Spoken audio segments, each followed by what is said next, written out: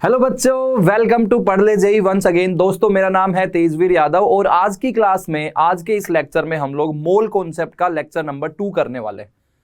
और आज की क्लास में हम लोग बहुत ज्यादा चीजें पढ़ने वाले हैं। मतलब आज का जो लेक्चर है वो काफी ज्यादा नॉलेज से भरा हुआ होने वाला है। ठीक है, हम लोग बहुत सारे इसमें क्वेश्चंस भी करेंगे। तो आज की क्लास हम लोग एक एक्चुअली क्वेश्चन से स्टार्ट करेंगे और इसी क्वेश्चन के थ्रू फिर मैं आपको कॉन्सेप्ट समझाऊंगा कि कैसे हम लोगों को चीजें करनी है। तो सबसे पहला क्वेश्चन है कि mass of one atom of hydrogen is. ये एक क्वेश्चन हमको दिखाई दे रहा है। इस क्वेश्चन की हेल्प से हम लोग कॉन्सेप्ट को पढ़ने की कोशिश करेंगे। तो मतलब अगर सबसे पहली बात तो ये है कि जो एटम का मास है वो बहुत बहुत बहुत बहुत कम होता है, बहुत कम होता है। मतलब 10 की पावर -23, 10 की पावर -24 इस टाइप से कुछ वैल्यू आने वाली है। जैसे यहां पर ऑप्शंस भी आप देख सकते हो। ठीक है, पहला ऑप्शन अगर देखोगे तो 1.66 इंटू 10 की पावर -24 ग्राम, 10 की पावर -22 ग्राम, 10 की पावर -23 ग्राम, 10 की पावर -25 ग्राम। मतलब आंसर बहुत कम आएगा। अच्छा, कुछ लोगों को लग रहा होगा कि हाइड्रोजन का जो एटम है उसका मास 1 ग्राम होगा, तो ऐसा दोस्तों बिल्कुल भी नहीं है। तो हम लोग यहां पर एटॉमिक मास के बारे में भी बात करेंगे। जो हाइड्रोजन एटम है उसका मास 1 ग्राम बिल्कुल भी नहीं होने वाला है। हाइड्रोजन का आपने सुना है ना कि एटॉमिक मास 1 होता है, तो 1 ग्राम, एक एटम का मास 1 ग्राम आ जाएगा, ऐसा बिल्कुल भी नहीं है। तो मैं आपको ना इसके 2 अप्रोच बताऊंगा। ठीक है, 2 अप्रोच बताऊंगा और यहीं से फिर हम लोग एएमयू का कॉन्सेप्ट भी शुरू करेंगे। तो जैसे आप लोग अगर देखोगे कि जो अपना हाइड्रोजन है H11 होता है। ठीक है, तो उसके अंदर अगर हम लोग नंबर ऑफ प्रोटॉन्स की बात करेंगे तो 1, नंबर ऑफ इलेक्ट्रॉन्स की बात करेंगे तो 1, और नंबर ऑफ न्यूट्रॉन्स कितना होगा 1 - 1 0, है ना। So this is the only atom without neutrons. Hydrogen जो है उसके न्यूक्लियस के अंदर हमको न्यूट्रॉन्स नहीं मिलते हैं, सिर्फ और सिर्फ प्रोटॉन्स मिलते हैं। बाहर ऑफ कोर्स इलेक्ट्रॉन्स रहेंगे ही रहेंगे। तो अब अगर इसका मास मैं फाइंड आउट करना चाहता हूं तो मास बराबर क्या हो जाएगा, एक प्रोटॉन है तो mass of proton plus mass of electron, और न्यूट्रॉन तो है नहीं तो बस mass of proton plus mass of electron ही होगा। And as you very well know, mass of electron काफी कम होता है। मैं यहां पर अगर वैल्यू लिख दूं तो मास ऑफ प्रोटॉन इज 1.66 या 1.67 इंटू 10 की power -27 kg, and mass of electron is 9.1 into 10 की power -31 kg। So electron is basically very very small mass. Electron जो है उसका मास जो है वो काफी कम होगा। मतलब मैंने इसकी तुलना भी करी थी, इसकी कंपैरिजन भी करा था कि जो इलेक्ट्रॉन है वो एक चींटी जैसा है और जो प्रोटॉन है वो एक हाथी जैसा है, राइट। तो अब यहां पर हम लोग मास of proton plus mass of electron को अप्रोक्सीमेटली मास ऑफ प्रोटॉन लिख सकते हैं कि नहीं लिख सकते हैं? अप्रोक्सीमेटली मास ऑफ प्रोटॉन लिख सकते हैं, क्योंकि इलेक्ट्रॉन का मास तो नेग्लिजिबल होगा। तो मास ऑफ प्रोटॉन लिख दिया, and mass of proton is 1.67 into 10⁻27 kg है। ग्राम में देखेंगे तो कितना आ जाएगा, 10 की power -24 gram. So option A will be correct answer. Option A will be correct answer. समझ में आई बात? अब यहां पर मैं एएमयू का कॉन्सेप्ट भी लेके आऊंगा, लेकिन पहले मैं आपको 1-2 क्वेश्चंस ऐसे और करवा देता हूं। जैसे मेरे को एक एग्जांपल दिया, मान लो सोडियम 1123 है। ठीक है, सोडियम 1123। अब इसके अंदर आप नंबर ऑफ प्रोटॉन्स देखोगे तो 11, इलेक्ट्रॉन्स देखोगे तो 11, एंड नंबर ऑफ न्यूट्रॉन्स देखोगे तो 12। तो अगर इसके एक एटम का मास फाइंड आउट करना होगा तो mass of 1 atom of sodium कितना आ जाएगा, 11 times mass of proton plus 11 times mass of electron plus 12 times mass of neutron. अब मास ऑफ इलेक्ट्रॉन तो भैया नेग्लिजिबल है ना। इलेक्ट्रॉन का मास जो है वो तो बहुत ही कम है, तो इलेक्ट्रॉन का मास तो आप लोग एक तरह से हटा दो। तो ये क्या आ जाएगा, 11 times mass of proton plus 12 times mass of neutron. दोस्तों, मास ऑफ न्यूट्रॉन और प्रोटॉन जो है वो अप्रोक्सीमेटली सेम होता है। तो इसको मैं 12 टाइम्स मास ऑफ प्रोटॉन लिख सकता हूं, तो ये approximately 23 times mass of proton हो जाएगा।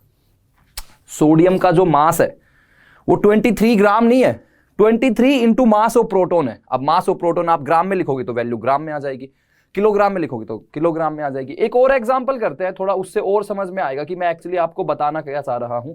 मान लो आयरन 2656 है।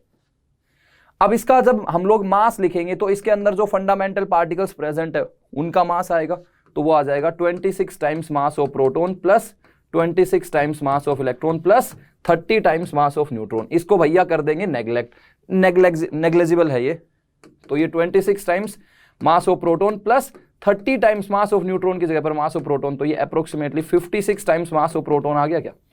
मतलब हर बार आपको मास ऑफ प्रोटॉन तो दिखाई दे ही रहा है, मास ऑफ प्रोटॉन तो दिखाई दे ही रहा है, और यहां पर अब जो एटम्स के मास है उनमें मास ऑफ प्रोटॉन आपको दिखाई देगा। तो ये जो मास ऑफ प्रोटॉन है ना, इसको हम लोग एएमयू बुला देते हैं। क्या बुला देते हैं? एएमयू।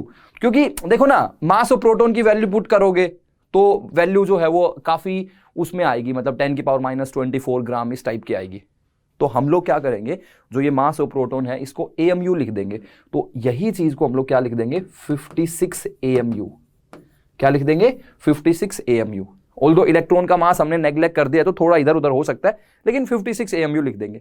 यहां पर मास ऑफ प्रोटॉन है, इसको हम लोग लिख देंगे 23 एएमयू। क्या लिख देंगे बोलो? 23 एएमयू। तो यहां पर एक अपना नया टर्म आता है यार, और वो क्या आता है? एएमयू। क्या आता है? एएमयू। एएमयू का मतलब क्या होता है? Atomic mass unit. Atomic mass unit क्या हो जाएगा बोलो? एएमयू क्या हो जाएगा? Atomic mass unit. तो अगर कोई तुमसे आगे से पूछे कि भाई सोडियम के एक एटम का मास बताओ, तो 23 इंटू मास ऑफ प्रोटॉन भी बोल सकते हो, या फिर डायरेक्टली 23 एएमयू भी बोल सकते हो। अगर कोई तुमसे आयरन के एक एटम का मास पूछे तो आप 56 इंटू मास ऑफ प्रोटॉन भी बोल सकते हो और 56 एएमयू भी बोल सकते हो। समझ में आ रही है बात? जैसे मान लो कि ऑक्सीजन है 816, अब इसके एक एटम का मास बताना है, mass of one atom. Mass of one atom, तो किसी को ये तो नहीं लग रहा है कि 16 ग्राम आ जाएगा? बिल्कुल भी नहीं होना चाहिए यार, 16 ग्राम तो बिल्कुल भी नहीं आएगा। किसी को ये तो नहीं लग रहा है कि 16 किलोग्राम हो जाना चाहिए? 16 किलोग्राम भी बिल्कुल नहीं आएगा। 16 इंटू मास ऑफ प्रोटॉन लिख सकते हैं क्या? तो बिल्कुल आ जाएगा। या फिर 16 एएमयू लिख सकते हैं क्या? बिल्कुल आ जाएगा। समझ में आ गया? क्या हो जाएगा बोलो? 16 एएमयू एटॉमिक मास यूनिट। और 1 एएमयू की वैल्यू कितनी होगी यार? 1.66 इंटू 10⁻⁻24 ग्राम, या फिर किलोग्राम में पुट करेंगे तो 1.66 इंटू 10⁻⁻27 kg। ये 1 एएमयू की वैल्यू आ जाएगी। अब ये चीज को हम लोग बार बार नहीं देखेंगे, डायरेक्टली बस किसके टर्म्स में डील करेंगे? एएमयू के टर्म्स में डील करेंगे। अब बात यह है कि आईयूपीएसी ने एएमयू को एक अलग तरीके से डिफाइन किया हुआ है, एक स्टैंडर्ड तरीके से डिफाइन किया गया है। उसके लिए उन्होंने कार्बन 12 का जो एटम है उसका यूज किया है। तुम बोलोगे सर ये क्या बात कर रहे हो? आप एक बात करते हैं यार, कार्बन मान लिया आपने C612, ठीक है, C612। अच्छा, एटम की शेप क्या होती है? एटम क्या होता है? स्फेरिकल होता है। अब अगर एटम एक स्फेरिकल पार्टिकल है, ये कार्बन का एटम है, अब इसका अगर एक एटम का मास देखेंगे तो बताना क्या आएगा? Mass of one atom. Mass of one atom कितना आएगा? तो भाई हम लोग क्या बोल सकते हैं? 12 ग्राम। बोलो सही है या नहीं है? 12 ग्राम बोल सकते हैं क्या? नहीं बोल सकते।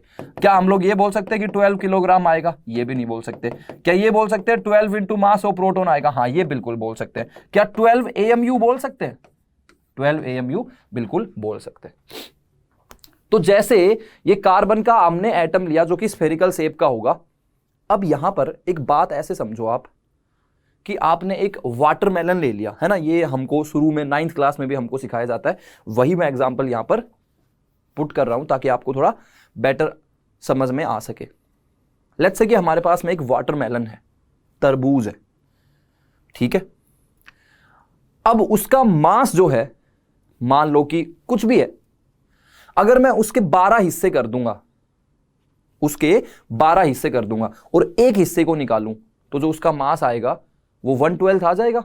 भाई मान लो कि वाटरमेलन जो है वो लेट्स से कि 600 ग्राम का है, ठीक है।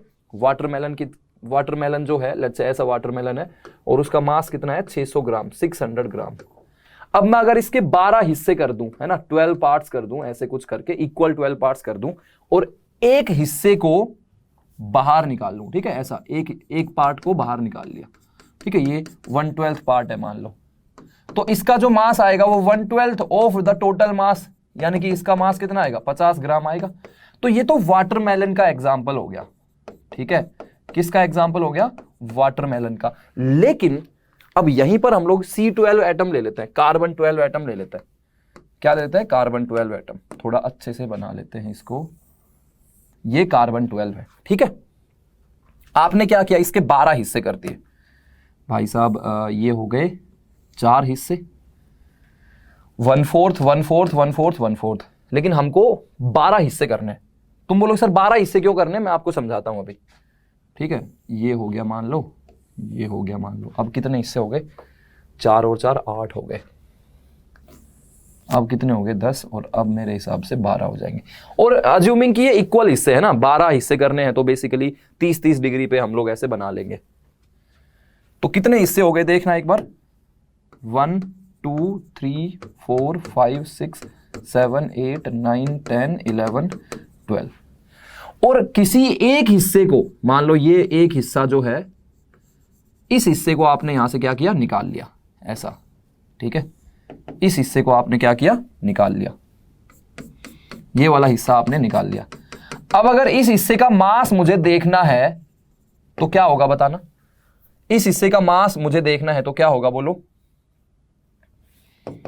भाई। टोटल जो मास है उसका 1/12 हो जाएगा, क्योंकि मैंने 12 हिस्से करे, तो 1/12 into mass of this atom, mass of C12 atom, जो ये कार्बन एटम था, और इसका मास कितना है, 12 AMU है, तो वो 1/12 इंटू 12 यानी कि 1 AMU हो जाएगा कि नहीं हो जाएगा।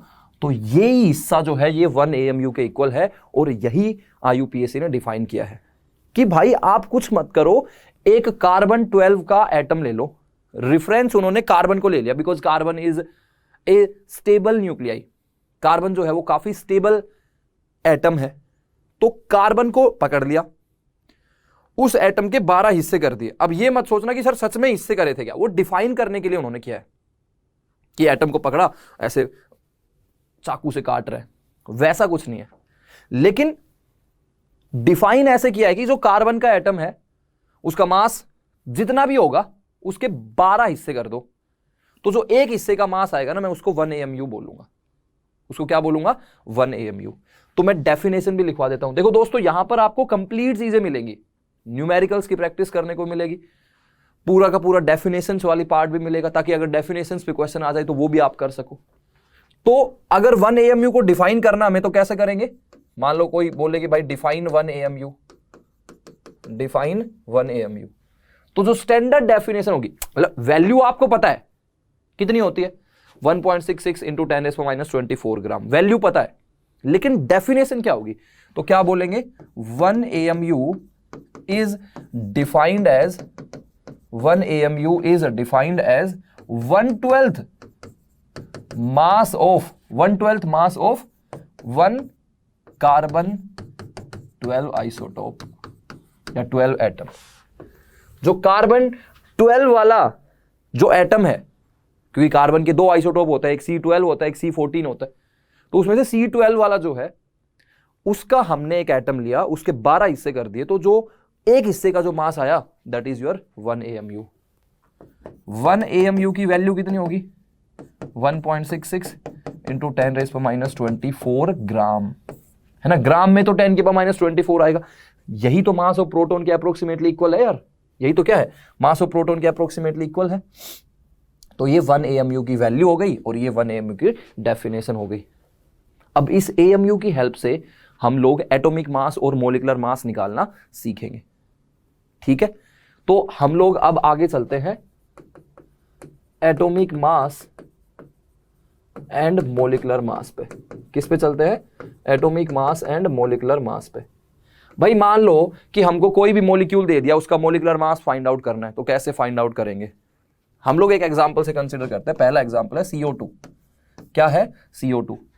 अब हमको कार्बन का एटॉमिक मास पता है, कितना होता है 12, ऑक्सीजन का पता है 16, तो 12 इंटू 1 प्लस ऑक्सीजन का 16 इंटू 2, यानी ये 12 प्लस 32 कितना आ जाएगा 44, और यूनिट क्या आएगी, AMU आएगी। 44 क्या आएगी, AMU। 44 ग्राम नहीं लिखनी है, 44 AMU। AMU मतलब एटॉमिक मास यूनिट। अच्छा, इसी को ना एक और यूनिट भी लिखते हैं, 44U। U मतलब होता है यूनिफाइड मास। कुछ लोगों को लगेगा कि अरे AMU मतलब एटॉमिक मास यूनिट, तो अब AM हटा दिया तो U मतलब यूनिट नहीं। U का मतलब क्या है, U मतलब क्या होता है, U मतलब होता है भैया यूनिफाइड मास। U क्या होता है बोलो? यूनिफाइड मास। U क्या होता है? यूनिफाइड मास। तो 44 AMU भी हो सकता है या 44 U भी हो सकता है। AMU मतलब एटॉमिक मास यूनिट, AMU मतलब एटॉमिक मास यूनिट, या फिर U यूनिफाइड मास। ये दो यूनिट जनरली आपने देखी होंगी। अभी एक और यूनिट भी मैं आपको बता रहा हूं, देखो। तो 44 AMU लिख दिया तब भी सही है, अगर 44 U लिख दिया तब भी सही है। एक और यूनिट हो सकती है 44 और ग्राम पर मोल। अब ये ग्राम पर मोल क्यों लिख रहा हूं मैं, इसको भी बताऊंगा, इस यूनिट पे भी हम लोग चर्चा करेंगे। लेकिन एक और यूनिट हो सकती है, 44 लिखा है तो 44 ग्राम पर मोल। अच्छा, 44 इंटू मास ऑफ प्रोटॉन लिख देंगे तो कोई समस्या है क्या? नहीं, बिल्कुल समस्या नहीं है। 44 इंटू मास ऑफ प्रोटॉन भी चल जाएगा, लेकिन 44 अगर ग्राम लिख दिया ना तो दिक्कत है भाई। 44 ग्राम पर मोल लिख सकते हो, लेकिन 44 ग्राम लिख दिया तो गलत कर देंगे। स्कूल के एग्जाम में भी तुम 44 AMU लिख सकते हो, 44 U लिख सकते हो, 44 ग्राम पर मोल लिख सकते हो, 44 इंटू मास ऑफ प्रोटॉन भी लिख सकते हो, लेकिन 44 ग्राम नहीं लिख दोगे। 44 ग्राम तो बहुत बड़ी यूनिट हो जाएगी, है ना? समझ में आ गई बात? अंडरस्टूड? तो एक दो एग्जांपल्स और कर लेते हैं हम लोग। सेकंड एग्जांपल है यूरिया। ये यूरिया काफी इंपॉर्टेंट है ना, यूरिया आपको काफी बार देखने को मिलेगा। तो सबसे पहले तो आपको मैं फॉर्मूला बताऊंगा, कैलकुलेट करना बताऊंगा, लेकिन मैं आपको याद रखने के लिए बता रहा हूं। देखो, केमिस्ट्री में आप कितना भी क्वेश्चन सोल्व कर लो, कितना भी पढ़ लो, लेकिन कुछ कुछ चीजें आपको याद रखनी पड़ेंगी। ऐसा नहीं है कि उनको याद नहीं करोगे तो काम नहीं चलेगा, काम तो चल जाएगा, लेकिन स्पीड बढ़ाने के लिए आपको कुछ कुछ चीजें याद रखनी पड़ेंगी। क्योंकि जब आप एक्चुअल एग्जाम दे रहे होंगे ना, तो उसमें आपको केमिस्ट्री के लिए पूरा 1 घंटा नहीं देना है। सिर्फ और सिर्फ 1 घंटे का टाइम हर सब्जेक्ट के लिए मिलता है, लेकिन केमिस्ट्री को 45 मिनट में करके जो बाकी की 15 मिनट है ना, वो बाकी सब्जेक्ट्स को देने हैं। तब आपका अच्छा रैंक जो है वो आएगा। तो उसके लिए आपको शुरू से ही कुछ कुछ चीजें अपने को क्या करते हुए चलना है, याद करते हुए चलना है। आज तो याद कर लिया, लेकिन 2 साल बाद एग्जाम है तो कैसे भाई? तो उसके लिए क्या करना है आपको? शॉर्ट नोट्स बनाने। जो लेक्चर चल रहे हैं उनके नोट्स तो बनाने ही बनाने हैं, साथ में शॉर्ट नोट्स बनाते हुए चलो। एक चैप्टर को एक पेज में वो बातें लिखते हुए चलो जो आपको लगता है कि आप भूल सकते हो। भाई मान लो कि आप नोट्स बना रहे हो, ऐसे बनाओ नोट्स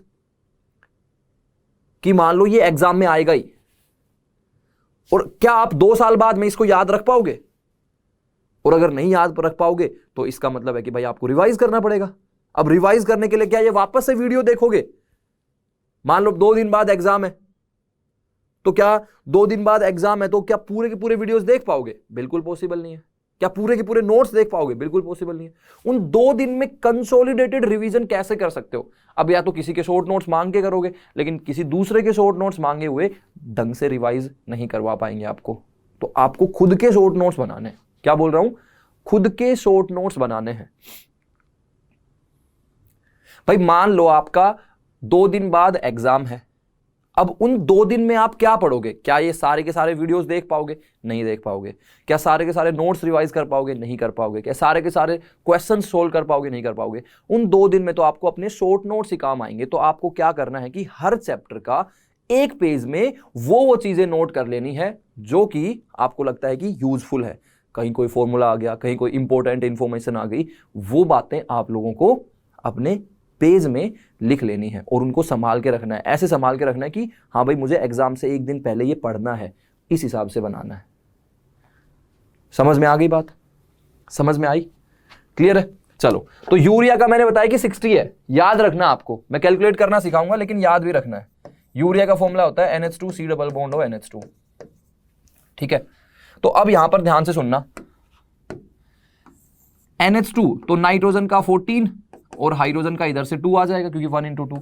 इधर भी नाइट्रोजन का 14 और +2 ये 16 हो जाएगा। इधर ऑक्सीजन के लिए 16 और इधर कार्बन के लिए 12।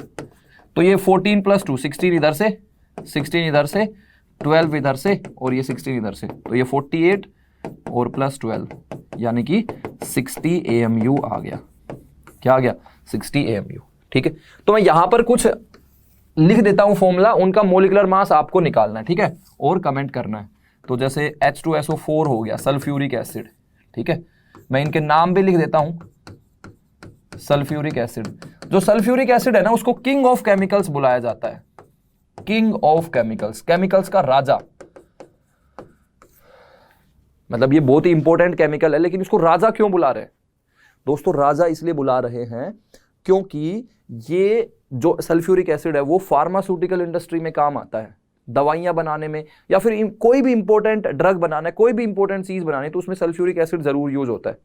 तो अगर किसी देश में आपको पता करना है कि फार्मास्यूटिकल इंडस्ट्री जो है वो डेवलप हो रही है या नहीं हो रही है, तो देख लो कि उसका देश, वो देश H2SO4 कितना कंज्यूम कर रहा है। अगर उस देश में H2SO4 ज्यादा अमाउंट में कंज्यूम हो रहा है, मतलब समझ लो कि भाई वो देश तरक्की कर रहा है। तो इसीलिए H2SO4 को किंग ऑफ केमिकल्स बुलाया जाता है। मोलिकुलर मास आपको बताना है, ठीक है। सेकंड है ओलियम, दैट इज H2S2O7, ठीक है। थर्ड है अपना ग्लूकोज। ग्लूकोज का वैसे मैं बता देता हूं 180 होता है।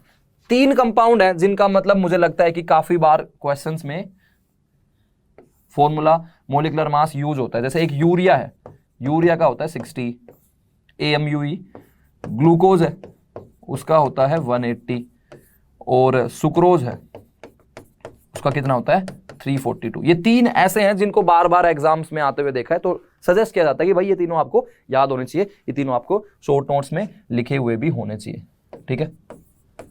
फिर है SO2 sulphur dioxide, SO3 sulphur trioxide, CaCO3, ठीक है। उसके बाद में है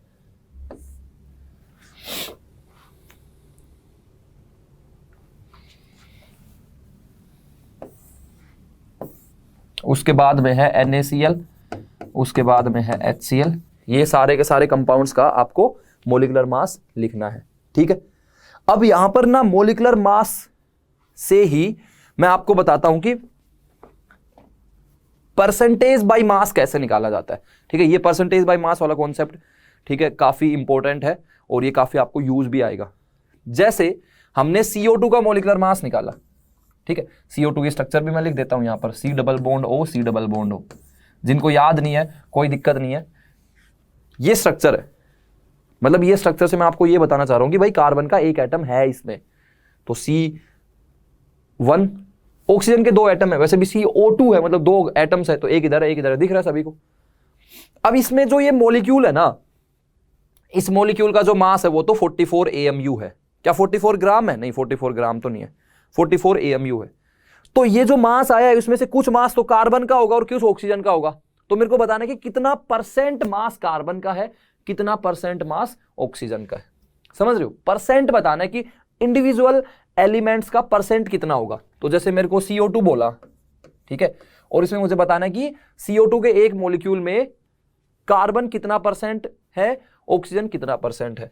तो आपने मोलिकुलर मास कैसे निकाला था? 12 × 1 और प्लस ऑक्सीजन के लिए 16 × 2, यानी कि 12 + 32, 12 + 32, 12 + 32, 44 हो गया। तो ये जो 44 आया ये तो टोटल मास है। उसमें कार्बन की वजह से कितना आया? 12। ऑक्सीजन की वजह से कितना आया? 32। मतलब आप ऐसे समझो कि तुम्हारे एक जगह पर तुम मार्केट में गए, वहां पर तुमने टोटल 44 रुपए खर्च किए, 44 रुपीज तुमने स्पेंड किए। उसमें से तुमने करे 12 और तुम्हारे दोस्त ने करे 32।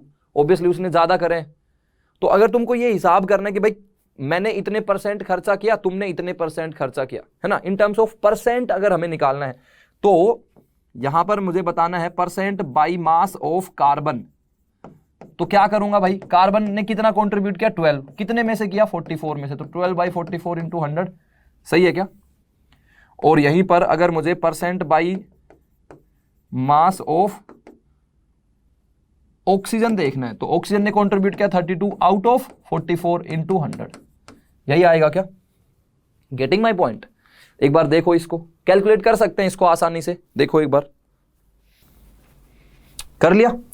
तो ये अपना आ जाएगा 27.3% के आसपास, या 27% मान लो आप, तो ठीक है। और ये आ जाएगा फिर 72.7% के आसपास। तो ऑब्वियसली दोनों का सम कितना आएगा? 100% ही आना चाहिए, दोनों का सम ऑब्वियसली कितना आना चाहिए, 100% ही आना चाहिए। लेट्स से एक और एग्जांपल कंसीडर कर लेते हैं, अमोनिया कंसीडर कर लेते हैं, है ना, NH3 that is ammonia, NH3 that is ammonia. अब इस अमोनिया में क्या होगा, नाइट्रोजन की वजह से 14 इंटू 1 प्लस हाइड्रोजन की वजह से 1 इंटू 3, यानी कि 14 प्लस 3 17 AMU हो गया। तो इस 17 में से जो नाइट्रोजन का है वो 14 है और हाइड्रोजन का जो है वो 3 है। तो अगर मैं नाइट्रोजन के लिए परसेंट निकालूंगा, परसेंट बाई मास, तो कितना हो जाएगा 14 बाई 17 इंटू 100। सही है क्या, ये कैलकुलेट करके बताओ आप मुझे। और हाइड्रोजन के लिए करेंगे तो क्या हो जाएगा 3/17 इंटू 100। क्यों, सही है क्या, 3/17 इंटू 100। तो ये तो मैंने आपको स्पेसिफिक एग्जांपल्स में बताया। अब इसी का एक जनरल फॉर्मूला भी हो सकता है, जनरल फॉर्मूला हो सकता है क्या भाई, मतलब मैंने क्या किया बेसिकली, यहां पर कार्बन के लिए 12 इंटू 1 ही तो था। मतलब जिस भी एलिमेंट का आपका परसेंट बाई मास निकालना है, आप उसको एटॉमिक मास ले लो और उसके नंबर ऑफ एटम्स से मल्टीप्लाई कर दो। जैसे इधर 12 इंटू 1 किया है, इधर ऑक्सीजन था तो 16 इंटू 2 हुआ है ना, ये देखो 16 इंटू 2 हुआ है 32, तो 16 इंटू 2 मतलब उसका एटॉमिक मास इंटू उसके नंबर ऑफ एटम्स। तो जनरल फॉर्मूला क्या आ जाएगा, जनरल फॉर्मूला क्या आ जाएगा, जनरल फॉर्मूला क्या आएगा, परसेंट बाई मास। किसी भी एलिमेंट के लिए percent by mass find out करना है तो क्या होगा, उसी एलिमेंट का एटॉमिक मास, उसी एलिमेंट का ऑब्वियसली एटॉमिक मास। भाई तुम्हें अगर अपना इलाज करवाना है तो अपनी तो रिपोर्ट्स दिखाओगे ना कि भाई हमारे इसमें ये दिक्कत है, इसमें ये दिक्कत है, तो एटॉमिक मास इनटू उसके ही नंबर ऑफ एटम्स देखने हैं और डिवाइडेड बाय क्या करना है, मोलिकुलर मास, डिवाइडेड बाय क्या करना है, मोलिकुलर मास और इनटू 100। तो मतलब अब हमको कोई भी मॉलिक्यूल दे दिया, उसका मोलिकुलर मतलब बेसिकली उसका फॉर्मूला दे दिया, तो हम लोग बता सकते हैं कि कौन सा एलिमेंट जो है वो कितना परसेंट बाई मास रखेगा, यही आएगा फॉर्मूला। मतलब ये फॉर्मूला दिखने में बहुत बड़ा लग रहा है ऑल्दो, बट एक्चुअली इसमें बहुत ही सिंपल कैलकुलेशंस होती हैं। जो भी एटॉमिक मास है into number of atoms divide by molecular mass into 100। जैसे एक एग्जांपल कर लेते हैं, CaCO3 है, कैल्शियम कार्बोनेट। ये मेरा फेवरेट एग्जांपल है, अभी रीजन आपको समझ में आ जाएगा कि क्यों फेवरेट है। कैल्शियम कार्बोनेट है, इसको हम लोग लाइमस्टोन भी बुलाते हैं, चूना है बेसिकली ये, चूना, अरे चूना है, जैसे ग्राउंड में मार्किंग वगैरह करते हैं ना, दूसरा चूना नहीं है, वो वाला चूना है। तो CaCO3 इज लाइमस्टोन। कैल्शियम का एटॉमिक मास 40, कार्बन का 12, ऑक्सीजन का 16। चूना नाम सुनते ही तुम्हारे दिमाग में आ गया होगा, अरे यार चूना तो उसने लगाया था मुझे ऐसा है क्या, नहीं, चूना मतलब ये अपना अलग चूना है, कैल्शियम कार्बोनेट है। तो कैल्शियम के लिए 40 इंटू 1 प्लस कार्बन के लिए 12 इंटू 1 प्लस ऑक्सीजन के लिए 16 इंटू 3। तो ये 40 प्लस 12 प्लस 48, 48 और 12 60 हो गया, तो ये आ गया 100 AMU। इसका मोलिकुलर मास 100 AMU है, तो इसमें कैलकुलेशन बहुत आसान होती है। कैसे कैलकुलेशन आसान होगी, देखो दिखाता हूं अभी। अगर मुझे परसेंट बाई मास निकालना है, ठीक है, परसेंट बाई मास निकालना है, तो अगर मुझे कैल्शियम के लिए निकालना होगा तो मैं कैल्शियम का एटॉमिक मास लूंगा 40 इंटू उसके नंबर ऑफ एटम्स 1, है ना, कैल्शियम का एक ही एटम है, तो 40 इंटू 1 डिवाइड बाई मोलिकुलर मास 100 और मल्टीप्लाइड बाई 100, तो ये 40% आ गया। देख रहे हो ना कितनी सिंपल कैलकुलेशन हो गई। अगर मुझे कार्बन के लिए निकालना है तो कार्बन का atomic mass 12 into number of atoms 1 divide by molecular mass 100 into 100, यानी कि 12%।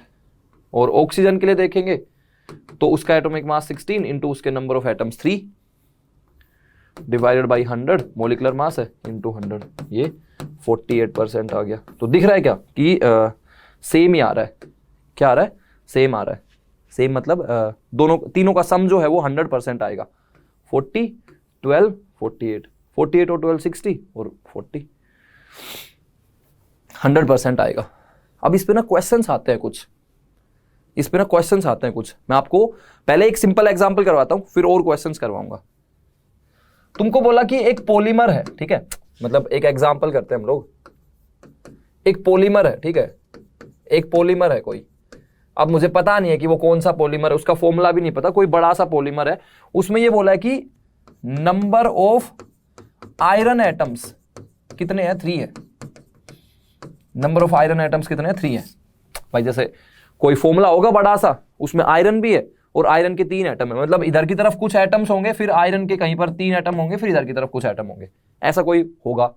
जैसे Fe3O4 हो गया, खैर ये पॉलीमर नहीं है तो, लेकिन मेरा ऐसा कोई मॉलिक्यूल है। अब उसमें हमको ना बता करना है कि उसका मॉलिक्यूलर मास क्या होगा। Given is that iron is 0.56% in that molecule. Iron कितना है बोलो, 0.56% है। आयरन कितना है, 0.56% बाई मास है। मतलब पॉलीमर में इतने सारे एटम्स हैं, इतने सारे एलिमेंट हैं, आयरन भी है, तो टोटल मास का 0.56% जो है वो आयरन है। तो मुझे बताना है कि उस पॉलीमर का मॉलिक्यूलर फॉर्मूला क्या होगा। बहुत सिंपल, एक लाइन में इसका सॉल्यूशन हो जाएगा, हमको वो फॉर्मूला लगाना है। क्या करोगे, क्या करोगे, सोच के देखो।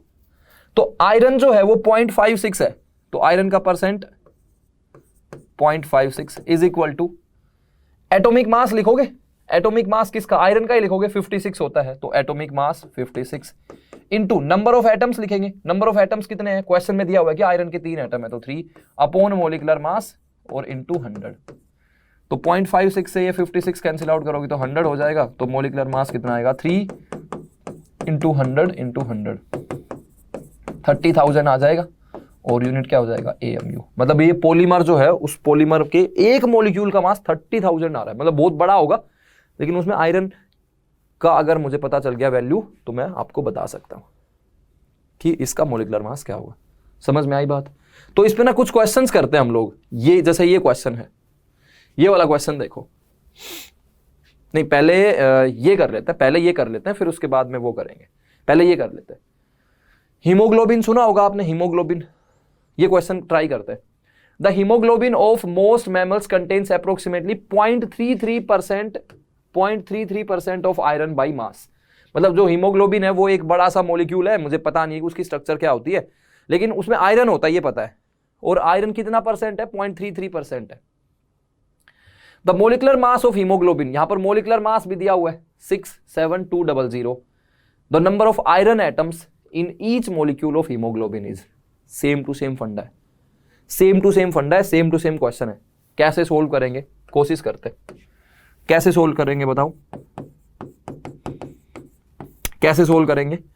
देखो आयरन कितना परसेंट दिया हुआ है, 0.33%, तो ये 0.33% हो जाएगा, ठीक है। 0.33% इज इक्वल टू आयरन का atomic mass 56 into number of atoms, वही मुझे फाइंड आउट करना है तो मैं x मान लेता हूं, डिवाइडेड बाई मोलिकुलर मास, वो भी मुझे दिया हुआ है 67200 और इंटू 100। तो 2 0 से तो 2 0 कैंसिल आउट हो गई। अच्छा 56 से ये कैंसिल आउट हो रहा है क्या, हाँ ये कैंसिल आउट हो रहा है 56 से। 14 से कैंसिल आउट करेंगे तो 4, ये 14 से कैंसिल आउट करेंगे तो 56, 4 और 112 8, फिर ये 4 से कैंसिल आउट हो जाएगा तो ये 12। तो x की वैल्यू आ गई 0.33 इंटू 12। अच्छा 0.33 मतलब कितना हो जाएगा यार, 1/3 होगा क्या, तो 1/3 इंटू 12, यानी कि ये वैल्यू कितनी आ गई, 4 आ गई। मतलब आयरन के 4 एटम है। मतलब एक्चुअली हीमोग्लोबिन का फॉर्मूला कुछ होगा, फिर उसमें आयरन के 4 एटम और फिर कुछ होगा, ऐसा हीमोग्लोबिन का कोई फॉर्मूला होगा। समझ में आई। तो मतलब आप ये भी बता सकते हो कि किसी मॉलिक्यूल के अंदर उसके कितने एटम्स हैं, अगर मुझे परसेंट बाय मास पता चल जाए तो, ठीक है। अब एक क्वेश्चन ये और कर लेते हैं। देखो ये कैलकुलेशन है, सिंपल है ना, मैंने वही फॉर्मूला लगाया है। एक ये क्वेश्चन और कर लेते हैं। A compound was found to contain 5.37% of nitrogen by mass. A compound was found to contain 5.37% nitrogen by mass. What is the minimum molecular mass. देखो यहां पर एक ट्रिक बताता हूं। ट्रिक ये है कि कहीं पर भी मिनिमम मोलिकुलर मास आ जाए ना, क्या बोल रहा हूं, कहीं पर भी मिनिमम मोलिकुलर मास आ जाए तो नंबर ऑफ एटम्स 1 मान लेना। नंबर ऑफ एटम्स कितने मान लेना, 1। तुम बोलोगे सर क्यों, नंबर ऑफ एटम्स 2 भी तो हो सकते हैं, 3 भी हो सकते हैं, लेकिन जब minimum molecular mass find out करना हो ना तो नंबर ऑफ एटम्स 1 मान लेना। क्यों मान लेना अभी आपको समझ में आएगा, लेकिन पहले इस क्वेश्चन को ट्राई करने की कोशिश करते हैं। करो आप लोग यार, कर लिया। देखो क्या करेंगे, फिर से वही फॉर्मूला लगाएंगे। अब इसमें नाइट्रोजन कितना दिया हुआ है बताना, नाइट्रोजन कितना दिया हुआ है 5.37%। तो nitrogen is 5.37% is equal to, nitrogen का एटॉमिक मास कितना होता है 14 into number of atoms, number of atoms मैंने क्या बोला 1 मान लो, एक बार के लिए मान लो, डिवाइडेड बाई मोलिकुलर मास और इंटू 100। तो यहां से मोलिकुलर मास की वैल्यू कितनी आ गई 14 इंटू 1 इंटू 100 और डिवाइडेड बाई 5.37, मतलब ये 1400 डिवाइडेड बाई 5.37 आ गया, ये वैल्यू आ गई 260.7 AMU। ये मिनिमम मोलिकुलर मास आएगा। अब देखो नंबर ऑफ एटम्स 1 मानना है तो यहां पर ये 1 आ गया, अगर नंबर ऑफ एटम्स 2 मान लेते तो फिर 2 से मल्टीप्लाई होता तो 260.7 इंटू 2 आ जाता, तो लेकिन मोलिकुलर मास वो तो वैल्यू फिर ज्यादा आ जाती ना, हमको तो मिनिमम चाहिए, सबसे कम चाहिए। तो मिनिमम के लिए क्या करना पड़ेगा, हमेशा नंबर ऑफ एटम्स 1 मानने पड़ेंगे। अगर नंबर ऑफ एटम्स यहां पर 2 मान लेते तो अपना आंसर 260.7 इंटू 2 आ जाता, 3 मान लेते तो इंटू 3 आ जाता, 4 मान लेते तो इंटू 4 आ जाता। हमको मिनिमम चाहिए, तो मिनिमम के लिए तो नंबर ऑफ एटम्स 1 ही करना पड़ेगा। तुम लोग ये मत बोलना कि सर मिनिमम के लिए नंबर ऑफ एटम्स हाफ कर लो, इंटीजर रखना है, कम से कम एक एटम तो होगा ही, है ना। तो नंबर ऑफ एटम्स क्या करना है 1 करना। तो ये अपने शॉर्ट नोट्स में जाना चाहिए भाई ये चीज, है ना, कि अगर हमको मिनिमम नंबर ऑफ एटम्स देखना है तो उसके लिए हमको 1 मिनिमम मोलिकुलर मास देखना है तो उसके लिए नंबर ऑफ एटम्स 1 चूज करना पड़ेगा। कितना चूज करना पड़ेगा 1 चूज करना पड़ेगा। क्लियर, इस तरह के क्वेश्चंस कर लोगे। चलो अब हम लोग अपने अगले कॉन्सेप्ट पे आ जाते हैं, and that is concept of mole. यहां से मतलब अपना एक्चुअली शुरुआत होगी मोल की, नया टर्म आपको देखने को मिलेगा और इस पे हम लोग काफी सारी बातचीत करेंगे। अब तो पहले कहानी से शुरुआत करते हैं। कहानी ये है कि आपके साथ में बहुत बार ऐसा हुआ होगा कि मम्मी ने बोला होगा कि बेटा जाओ आज तो मेरा फास्ट है तो मैं तो खाना नहीं बनाऊंगी, तुम लोग तो खाना मत, या खाओ या ना खाओ मुझे कोई फर्क नहीं पड़ता, लेकिन मेरे लिए कुछ फ्रूट्स ले आओ, लेट्स से कि एप्पल ले आओ, बनाना ले आओ, है ना। फ्रूट्स में यही सब खाते हैं। तो आपने पूछा ठीक है मम्मी मैं ले आऊंगा, तो बताइए कितने एप्पल्स लेके आने। तो मम्मी ने बोला कि बेटा 1 kg ले आना, है ना। एप्पल्स कितने ले आना 1 kg, ठीक है। फिर आपने पूछा अच्छा मम्मी बनाना कितने लेके आऊं, बनाना मतलब केले। तो मम्मी ने बोला कि 1 दर्जन ले आना। तो आपने बोला ये 1 दर्जन, 1 दर्जन क्या होता है। तो मम्मी ने बोला अरे तुमको पता नहीं है क्या, 1 दर्जन का मतलब 12। आप में से बहुत सारे बच्चों को पता होगा, ऑब्वियसली सभी को ही पता होगा, लेकिन वो बच्चा नया था तो उसने पहली बार मतलब सुना कि अरे 1 दर्जन मतलब 12 होता है, ठीक है। तो हिंदी में बेसिकली उसको दर्जन बुला देते हैं, इंग्लिश में उसको डोजन बुला देते हैं, बट अल्टीमेटली उसका मतलब क्या है 12 होता है ना। 1 दर्जन मतलब 12।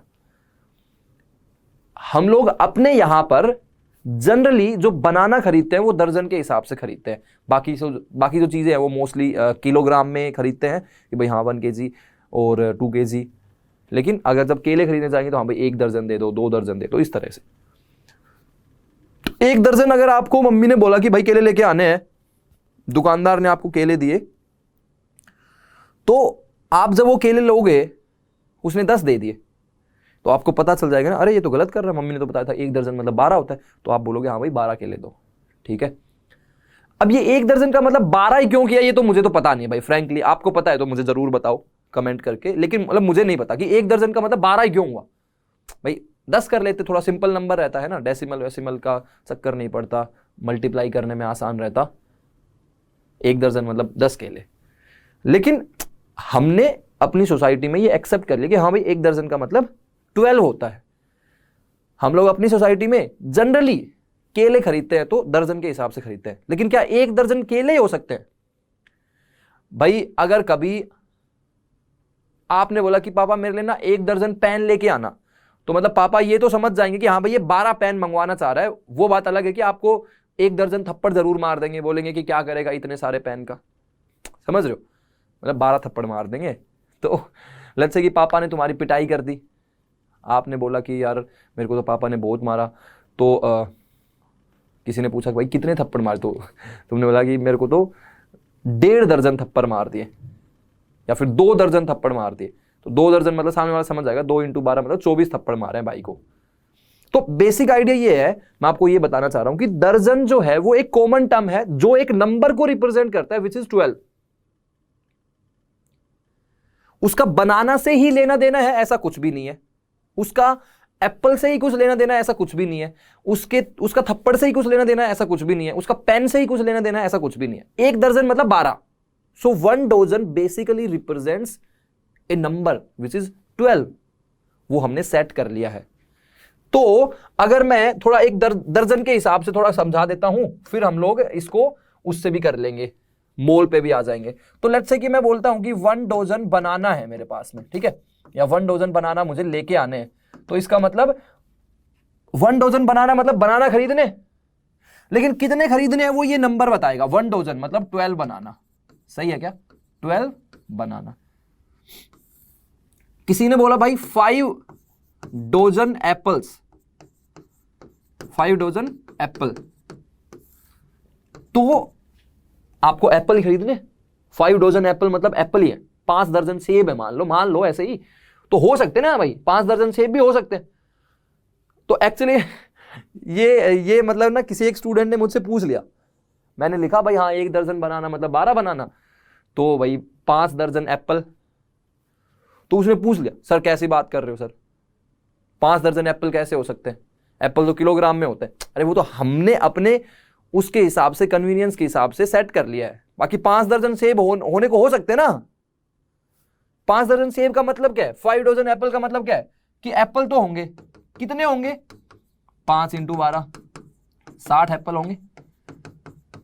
क्योंकि हमको ऐसी आदत है कि दर्जन मतलब बनाना के टर्म्स में ही सोचते हम लोग, लेकिन 5 दर्जन एप्पल भी हो सकते हैं।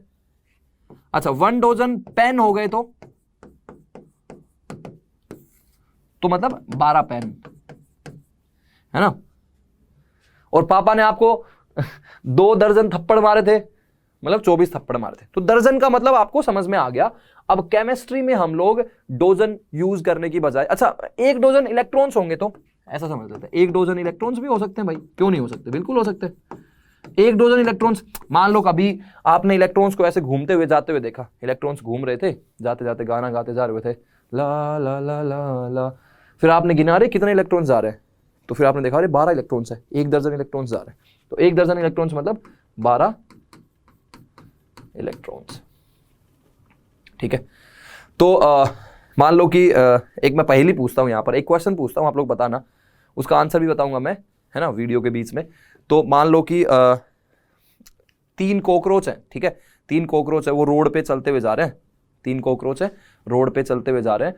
तो सामने से मैं आ गया और मैं ना ये गाना गाते हुए जा रहा था, मैं ये गाना गाते जा रहा था। कौन सा गाना गा रहा था मैं, मतलब कोई तो गाना गा रहा था, जैसे कि वो वाला गा रहा था, बाला बाला बाला शैतान का साला। तो सारे कॉकरोच मर गए, बताओ क्यों? कॉकरोच उधर से आ रहे थे, मैं इधर से जा रहा था, मैंने गाना गाना शुरू किया, बाला बाला बाला शैतान का साला, तो सारे कॉकरोच मर गए, बताओ क्यों? आप लोग बताना, बीच में इसका आंसर बताऊंगा मैं। चलो ठीक है, तो दर्जन की बात आपको समझ में आ गई।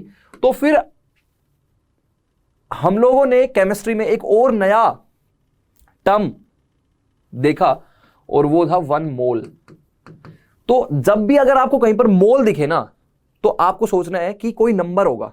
जैसे 1 दर्जन सुनते ही तुम्हारे दिमाग में आता है 12, तो 1 मोल मतलब कितना हो जाएगा, 6.022 इंटू 10 की पावर 23, ये नंबर होगा। अब कई कई जगह पर 6.023 होता है, 6.022 भी होता है, हम लोग 6.022 लेंगे। 1 मोल मतलब 6.022 इंटू 10 की power 23, and this is known as Avogadro's number. Avogadro नाम के इंसान ने ये नंबर दिया था, तो this is known as Avogadro's number, Na, है ना, ऐसा रहता है Na। A मतलब एवोगैड्रो और N मतलब नंबर। तो 1 मोल का मतलब 6.022 इंटू 10 की पावर 23। तो अगर मान लो कभी मम्मी ने गलती से 1 मोल बनाना मंगा लिए, तो भाई 1 मोल बनाना तो इतने सारे बनाना हो जाएंगे कि पूरी धरती ढक जाएगी। धरती से लेके सन तक, सूरज तक बनाना बनाना बनाना रख दोगे तब भी 1 मोल बनाना खत्म नहीं होंगे। 1 मोल बनाना मतलब 6.022 इंटू 10 की power 23 banana, and these are actually large number of banana. मतलब अगर धरती पे जितने भी इंसान है वो सारे इंसान एक दिन में 1 लाख केले भी खाने लग जाएं तब भी ये करोड़ों साल तक खत्म नहीं होंगे, इतने बनाना हो जाएंगे ये। ठीक है, तो लेकिन 1 मोल सुनने में क्या लग रहा है? 1 मोल बहुत ज्यादा बनाना हो जाएंगे। तो मान लो कि तुम भगवान के बहुत ही सच्चे भक्त हो, ठीक है, और तुमने प्रार्थना करी प्रार्थना करी प्रार्थना करी और एक दिन भगवान तुम्हारे सामने प्रकट हो गए और उन्होंने पूछा कि बोलो बेटा क्या चाहते हो। तो आपने सोचा यार कि मैं ना भगवान से बहुत सारे पैसे मांग लेता हूँ। तो अब आपको तो पैसे पता था कि यार 10 lakh, 10 crore, 10 million, 10 billion, 10 trillion, इतना ही पता था आपको। तो आपने बोला भगवान मुझे 1 लाख करोड़ रुपए दे दो, तो भगवान ने दे दिए। किसी ने बोला 50 लाख करोड़ दे दो, वो भी दे दिए। लेकिन अगर आपको एक्चुअली कभी ऐसा मौका मिले तो भगवान जी को ऐसे बोलना कि भगवान जी मुझे ज्यादा नहीं, बस 1 मोल रुपए दे दो। तो भगवान को लगे अरे 1 मोल, बस 1 मोल ही मांगा है। फिर भगवान जब अपने असिस्टेंट को बुलाएंगे कि भाई इनको 1 मोल ट्रांसफर कर दो, तो पता चलेगा कि 1 मोल में तो भाई सारा उनका खुद का खाता जो है वो साफ हो जाएगा, तब भी 1 मोल रुपए नहीं हो पाएंगे। 1 मोल मतलब 6.022 इंटू 10 की पावर 23, मतलब तुम समझो 6022 और फिर इसके आगे 20 जीरो लगा दो, 1 2 3 4 5 6 7 8 9 10 11 12 13 14 15 16 17 18 19 20, इतने रुपए हो जाएंगे 1 मोल। इतने रुपए तो मतलब पूरी धरती के इंसान अगर एक दिन में 50 करोड़, 100 करोड़, 1000 करोड़ जितने भी खर्च कर सकते हैं, अगर वो भी खर्च करते रहेंगे तो 1000 करोड़ साल लग जाएंगे इतने रुपए खर्च करने में। ठीक है, मैं आपको ना एक कैलकुलेशन देता हूं, ठीक है, चलो एक क्वेश्चन मैं देता हूं, आप लोग ना इसको कैलकुलेट करना, ठीक है, कि वही कि आपने भगवान से प्रार्थना करी, आपकी भगवान ने सुन ली, आपने बोला भगवान मुझे ज्यादा नहीं बस 1 मोल रुपए दे दो। कितने? 1 मोल रुपए। तो भगवान ने आपको 1 मोल रुपए दे दिए, भगवान तो भगवान है भाई, दे दिए 1 मोल रुपए। अब आपने उनको खर्च करना शुरू किया, आपके पास में कितने रुपए हैं? 1 मोल रुपए हैं। आपने उनको खर्च करना शुरू किया, आपने कितने रुपए खर्च करे होंगे एक दिन में? हद से हद कितने खर्च करे होंगे? पापा ने कभी दे दिए मार्केट जाने के लिए तो भाई 100 रुपए, 200 रुपए, 500 रुपए। थोड़े बड़े हो गए हो, पापा का बिजनेस भी अच्छा चल रहा है, गर्लफ्रेंड भी बन गई है, पापा को बोला पापा मैं अपनी किसी दोस्त को लेके जाना चाहता हूँ, कोल्ड कॉफी पिला के लाना चाहता हूँ कैफे में, तो पापा ने 500 की पत्ती दे दी। तो मतलब दिन में तुमने 500, 1000, 2000, 5000 इतने खर्च कर दिए होंगे मैक्सिमम। ठीक है, किसी भाई की शादी है तो उसमें पापा ने कपड़े दिलवा दिए, उसमें 5000 रुपए खर्च हो गए। मैं क्या बोल रहा हूं कि आप एक दिन में 10 करोड़ रुपए खर्च कर सकते हो। कितने? 10 करोड़ एक दिन में। एक दिन में मतलब आज सुबह उठे, चांद पे प्लाट ले लिया, मंगल पे फ्लाइट ले ली, ऐसे कुछ करके एक दिन में आप 10 करोड़ रुपए खर्च कर देते हो। लेकिन आपके पास में कितने हैं? 1 मोल रुपए। तो आपको बताना है कि कितने साल में, how many years will it take to spend all the money. मतलब तुम्हारे पास में 1 मोल रुपए हैं और तुम एक दिन में 10 करोड़ रुपए खर्च कर रहे हो, हर दिन 10 करोड़ 10 करोड़ 10 करोड़, तो कितने साल लग जाएंगे तुमको? आप ये जब कैलकुलेशन करोगे ना तो इसमें ना एक्चुअली मतलब 200 साल नहीं, 200 करोड़ साल या 500 करोड़ साल, इतने करोड़ साल लग जाएंगे आपको ये पैसे खर्च करने में। आप लोग ना करना एक बार, ठीक है, इसको ट्राई करना, ठीक है, ये होमवर्क में है।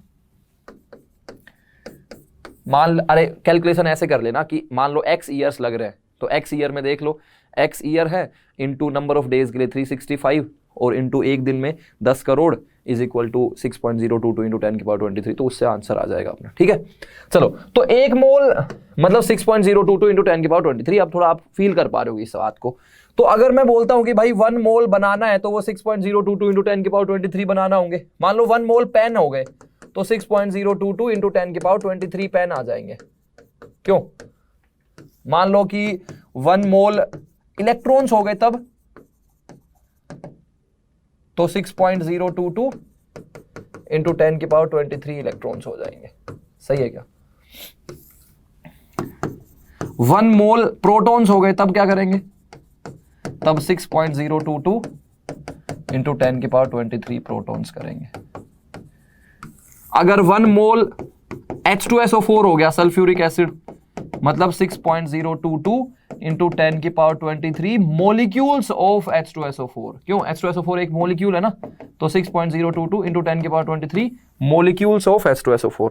ठीक है, मान लो 1 मोल यूरिया हो गया, मतलब 6.022 इंटू 10 की पावर 23 मोलिक्यूल्स ऑफ यूरिया। समझ रहे हो बात? तो बेसिक आइडिया ये है कि मोल मतलब 6.022 इंटू 10 की पावर 23 हो जाएगा यार। समझ में आई? मोल मतलब 6.022 इंटू 10 की पावर 23। चलो, तो अब हम लोग कुछ एग्जांपल्स कर लेते हैं। ठीक है, एग्जांपल्स करते हैं भाई। 1 मोल H2SO4 का मतलब क्या है कि 6.022 इंटू 10 की पावर 23 मोलिक्यूल्स ऑफ H2SO4। सही है क्या? अगर मैं 2 मोल करूंगा तो इसको 2 से मल्टीप्लाई कर दूंगा, 2 इंटू 6.022 इंटू 10 की पावर 23 मोलिक्यूल्स। 3 मोल करूंगा तो 3 से मल्टीप्लाई कर दूंगा, 4 मोल करूंगा तो 4 से मल्टीप्लाई करूंगा। तो मतलब क्या आप ये बोल सकते हो कि नंबर ऑफ मोलिक्यूल्स अगर कभी फाइंड आउट करने हुए तो आप जितने भी नंबर ऑफ मोल्स हैं उसको 6.022 इंटू 10 की पावर 23 से मल्टीप्लाई कर देना, या फिर एवोगैड्रो नंबर से मल्टीप्लाई कर देना। ठीक है भाई, जैसे आपके पास में 1 मोल है तो 1 इंटू 6.022 इंटू 10 की पावर 23। 2 मोल है तो 2 से मल्टीप्लाई कर दोगे, 3 मोल है तो 3 से मल्टीप्लाई कर दोगे। तो ये एक फॉर्मूला हो गया, पहला फॉर्मूला। नंबर ऑफ मोलिक्यूल्स क्या हो जाएंगे, number of moles into 6.022 into 10 की पावर 23। अच्छा, कभी कभी हमको क्या देंगे, नंबर ऑफ मोलिक्यूल्स दे देंगे, तो उसमें डिवाइड कर दो तो नंबर ऑफ मोल्स आ जाएंगे। Number of molecules divided by 6.022 into 10 की पावर 23, ये अपने नंबर ऑफ मोल्स आ जाएंगे। क्या आ जाएंगे बोलो, नंबर ऑफ मोल्स आ जाएंगे। हाँ या ना यार? अरे उसको बस डिवाइड कर दिया तो नंबर ऑफ मोल्स आ गए। सही है, अंडरस्टूड? समझ में आ रहा है क्या? समझ में आ रही है बातें? तो अब कुछ एग्जांपल्स करते हैं। मान लो यही वाला एग्जांपल कर लेते हैं। Number of sodium atom in 2 mole of sodium ferrocyanide Na4FeCN6। अब यहां पर ध्यान से सुनना यार, इस क्वेश्चन को क्या करोगे। 2 मोल ऑफ Na4FeCN6। अच्छा ये बताओ कि Na4FeCN6 क्या है? एक मॉलिक्यूल है। अब वो 2 मोल ले लिया तो नंबर ऑफ मॉलिक्यूल्स कितने आ गए? नंबर ऑफ मॉलिक्यूल्स आ जाएंगे 2 इंटू 6.022 इंटू 10 की पावर 23। और कुछ लोगों ने देखो, लेकिन कोई ऑप्शन ही नहीं है ऐसा तो कोई ऑप्शन ही नहीं है नंबर ऑफ मॉलिक्यूल्स, तो 2 इंटू 6.022 इंटू 10 की पावर 23 मॉलिक्यूल्स आ गए, लेकिन ऐसा कोई ऑप्शन ही नहीं है। अब ध्यान से सुनना यार, एक मॉलिक्यूल में सोडियम के 4 एटम दिखाई दे रहे हैं क्या? मतलब ऐसा मान लो कि एक सेब है, ठीक है ना, एक सेब है, एप्पल है, उसके अंदर सीड्स रहते हैं। तो मुझे क्या करना है कि वो जो सीड्स है ना वो पता करने कितने। अब मान लो एक सेब के अंदर 5 सीड्स हैं और मेरे पास में टोटल नंबर ऑफ एप्पल हैं 20। तो एक एप्पल में 5 सीड्स, अगले में 5 सीड्स, अगले में 5 सीड्स, तो 20 इंटू 5 कर दूंगा, 100 सीड्स होंगे कि नहीं होंगे?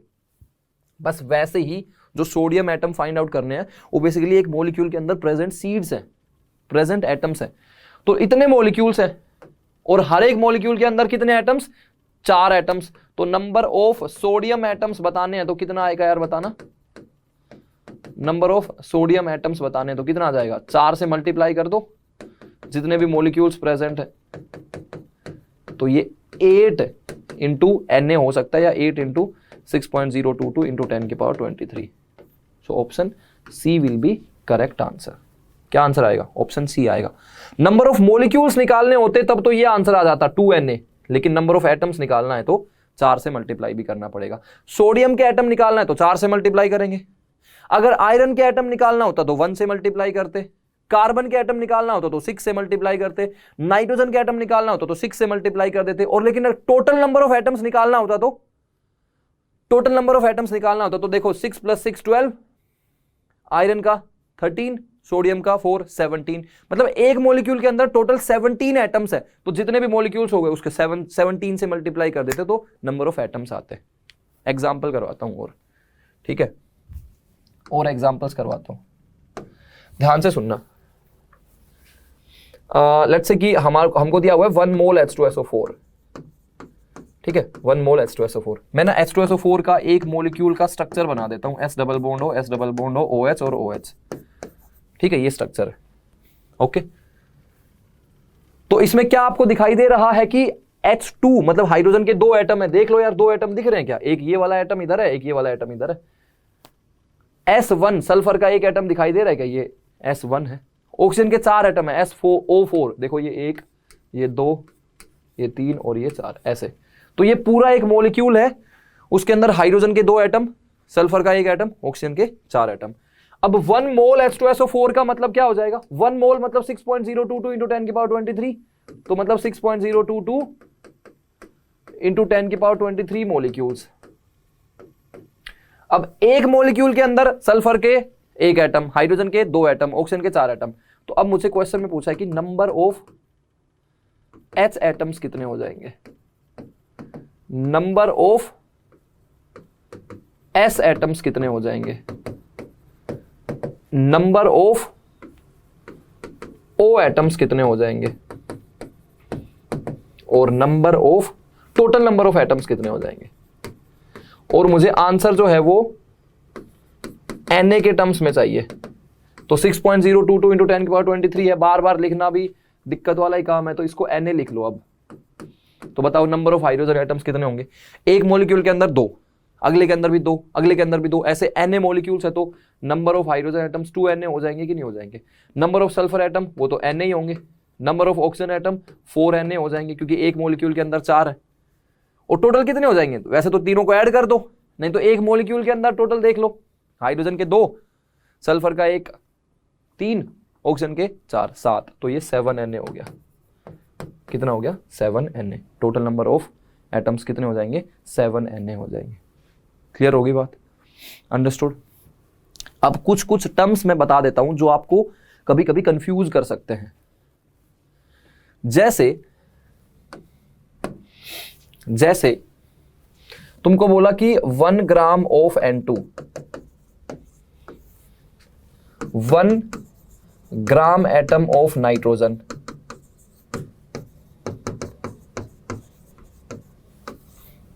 और 1 ग्राम मॉलिक्यूल ऑफ नाइट्रोजन। ठीक है, ये टर्म्स हैं जो आपको कंफ्यूज कर देंगे, तो मैं यहां पर पहले ही स्पेसिफाई कर देता हूं। ठीक है, देखो 1 ग्राम ऑफ N2, तुमने बोला, जैसे दुकान पे गए, तुमने बोला कि भैया 1 ग्राम नमकीन देना, 10 ग्राम नमकीन देना, 100 ग्राम नमकीन देना, तो gram is basically unit of mass that we obviously know. तो 1 ग्राम ऑफ N2 मतलब मास है 1 ग्राम, इसमें तो कोई समस्या नहीं है ना, मास इक्वल्स टू 1 ग्राम। ये बात एज इट इज अपने ना शॉर्ट नोट्स में लिख लेना भाई, 1 ग्राम ऑफ N2 मतलब मास है 1 ग्राम। लेकिन यहां पर लिखा हुआ है ग्राम एटम, एक साथ में लिखा हुआ है, ग्राम के जस्ट बगल में एटम लिख दिया, यहां पर लिखा हुआ है ग्राम मॉलिक्यूल।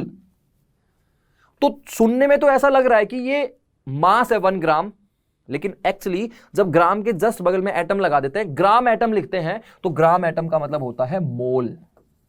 ग्राम एटम का मतलब क्या होता है, मोल। तो क्या हो जाएगा ये 1 मोल ऑफ नाइट्रोजन। अब नाइट्रोजन को N लिखे या फिर N2 लिखे, तो क्योंकि ग्राम एटम है, एटम मतलब क्या होगा, N होगा, तो 1 मोल ऑफ N हो जाएगा ये। और इधर की तरफ लिखा हुआ है ग्राम मॉलिक्यूल, तो ग्राम मॉलिक्यूल का मतलब भी मोल ही है, लेकिन मोल ऑफ व्हाट, नाइट्रोजन, और ग्राम मॉलिक्यूल है तो मॉलिक्यूल मतलब N2 हो जाएगा, 1 मोल ऑफ N2। समझ में आ रही है बात। ग्राम एक अलग चीज है, ग्राम एटम एक अलग चीज है, ग्राम मॉलिक्यूल एक अलग चीज है। तो ग्राम एटम लिखा रहेगा या ग्राम मॉलिक्यूल लिखा रहेगा तो मतलब वो मोल की बात कर रहा है, और मोल में भी अगर ग्राम एटम है तो एटम का मोल, ग्राम मॉलिक्यूल है तो मॉलिक्यूल का। तो 1 ग्राम एटम ऑफ नाइट्रोजन लिखोगे तो 1 मोल ऑफ N आएगा, 1 ग्राम मॉलिक्यूल ऑफ नाइट्रोजन लिखोगे तो 1 मोल ऑफ N2 आएगा। जैसे मैं आपको ना और एग्जांपल दे देता हूं तो थोड़ा और ज्यादा क्लियर हो जाएगा। अगर मैं लिखता हूं 1 ग्राम एटम ऑफ ऑक्सीजन और इधर की तरफ मैंने लिख दिया 1 ग्राम मॉलिक्यूल ऑफ ऑक्सीजन, तो ये दोनों बातें सेम है या डिफरेंट है? ऑब्वियसली ये दोनों बातें डिफरेंट है।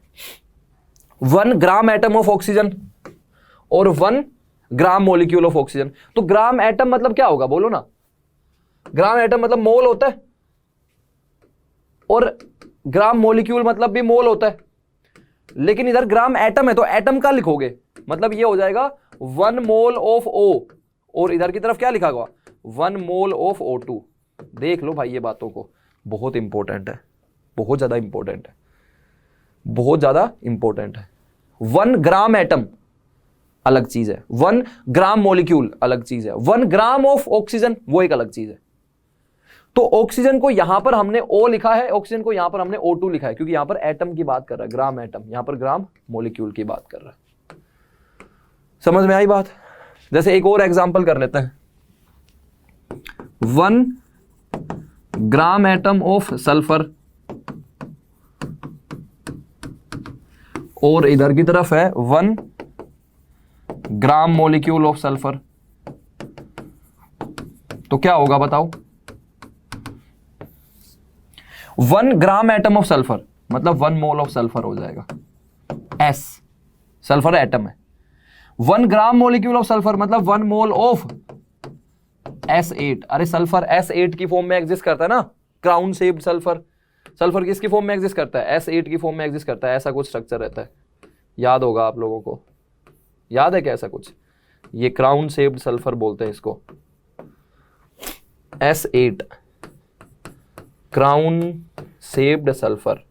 तो सल्फर S8 की फॉर्म में एग्जिस्ट करता है, तो मॉलिक्यूल की बात करेंगे तो S8 की बात करेंगे, ग्राम मॉलिक्यूल तो 1 mole of S8, gram atom मतलब 1 मोल ऑफ S। ठीक है, तो ग्राम एटम होगा तो एटम की बात करेंगे, ग्राम मॉलिक्यूल होगा तो मॉलिक्यूल की बात करेंगे। एक हो सकता है ग्राम आयन, तो आयन की बात करेंगे। तो एक एग्जांपल कर लेते हैं, find out charge on 1 gram ion of aluminium, 1 gram ion of aluminium.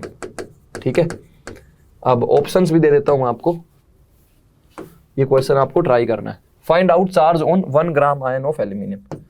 Option A है Na, ऑप्शन बी है Na इंटू ई, ऑप्शन सी है 3Na इंटू ई, और ऑप्शन डी है Na into E divided by 3।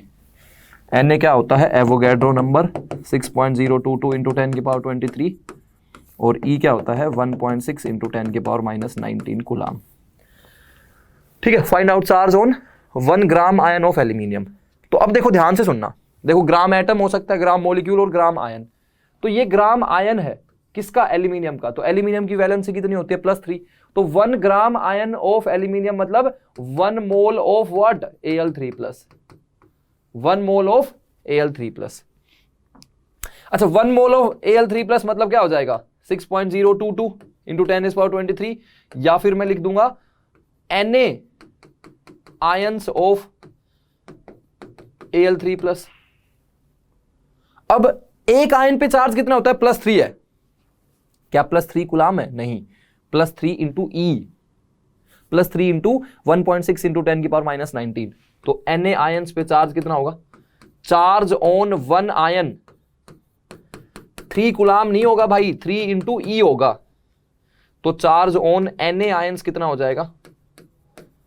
Charge on Na ions कितना होगा? एक पे है 3e इंटू Na, यानी कि 3 इंटू Na इंटू ई हो जाएगा। कौन सा ऑप्शन आएगा बोलो? 3Na। Option C will be correct answer. भाई मोल आते ही Na तो आ ही जाएगा, और एक पे चार्ज है 3e, तो 3e को Na से मल्टीप्लाई कर दो। Option C will be correct answer. समझ में आएगी बात? तो gram atom gram molecule, gram ion, समझ लोगे डिफरेंस? ठीक है, अब हम लोग बात करते हैं, पहले तो हम लोगों ने number of atoms, number of molecule से रिलेट कर लिया। अब हम लोग यार बात करते हैं किसकी, अब हम लोग बात करते हैं मास की। मास से मोल्स कैसे निकालेंगे, ठीक है, मास से हम लोग मोल्स कैसे निकालेंगे, शुरू करें। तो मैं ना फिर से CO2 वाला ही एग्जांपल लेता हूं, ठीक है।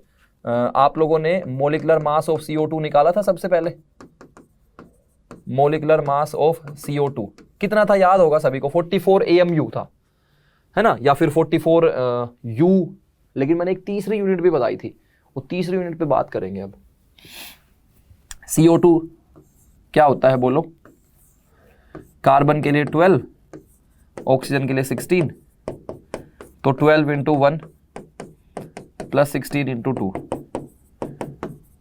12 प्लस 32,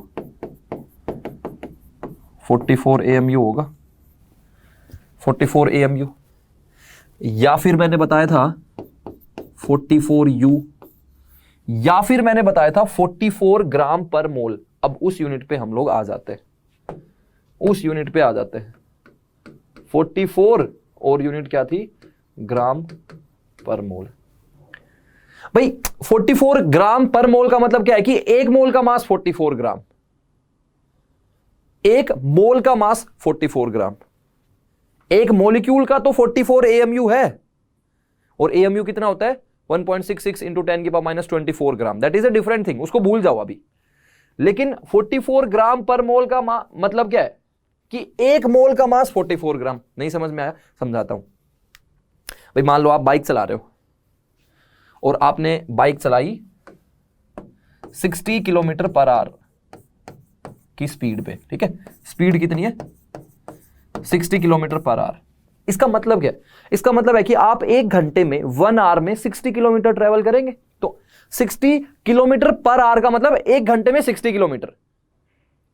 लेट्स से कि किसी की स्पीड है 3 मीटर पर सेकंड, इसका मतलब क्या है कि 3 मीटर पर सेकंड मतलब एक सेकंड में 3 मीटर। तो वैसे ही 44 ग्राम पर मोल मतलब एक मोल में 44 ग्राम। समझ में आ रही है बात?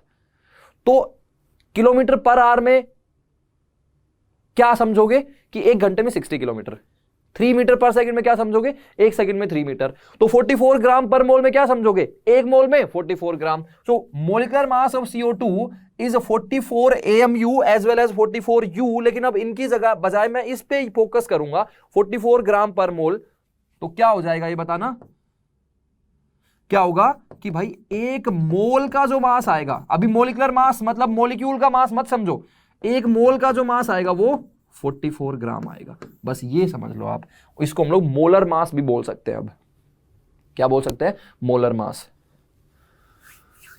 44 ग्राम आएगा, क्या एक मॉलिक्यूल का मास आएगा, नहीं, एक मॉलिक्यूल का मास तो 44 AMU आएगा, और AMU कितना होता है 1.66 इंटू 10 की पावर -24 ग्राम। लेकिन एक मोल का जो मास आएगा वो 44 ग्राम आएगा। 2 मोल का मास निकालना होगा तो यूनिटरी मेथड लगा लो।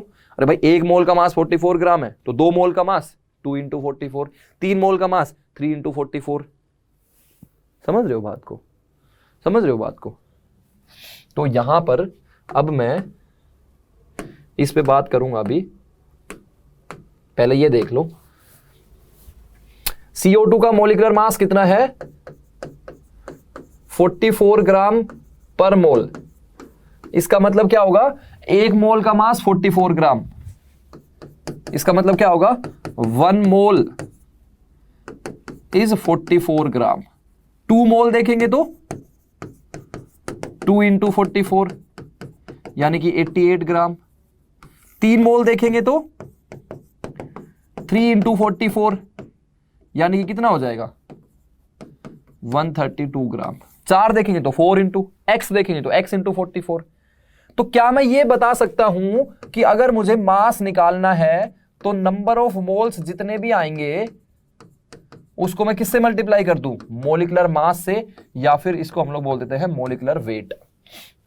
मास इज इक्वल टू क्या हो जाएगा, number of moles into molecular wait.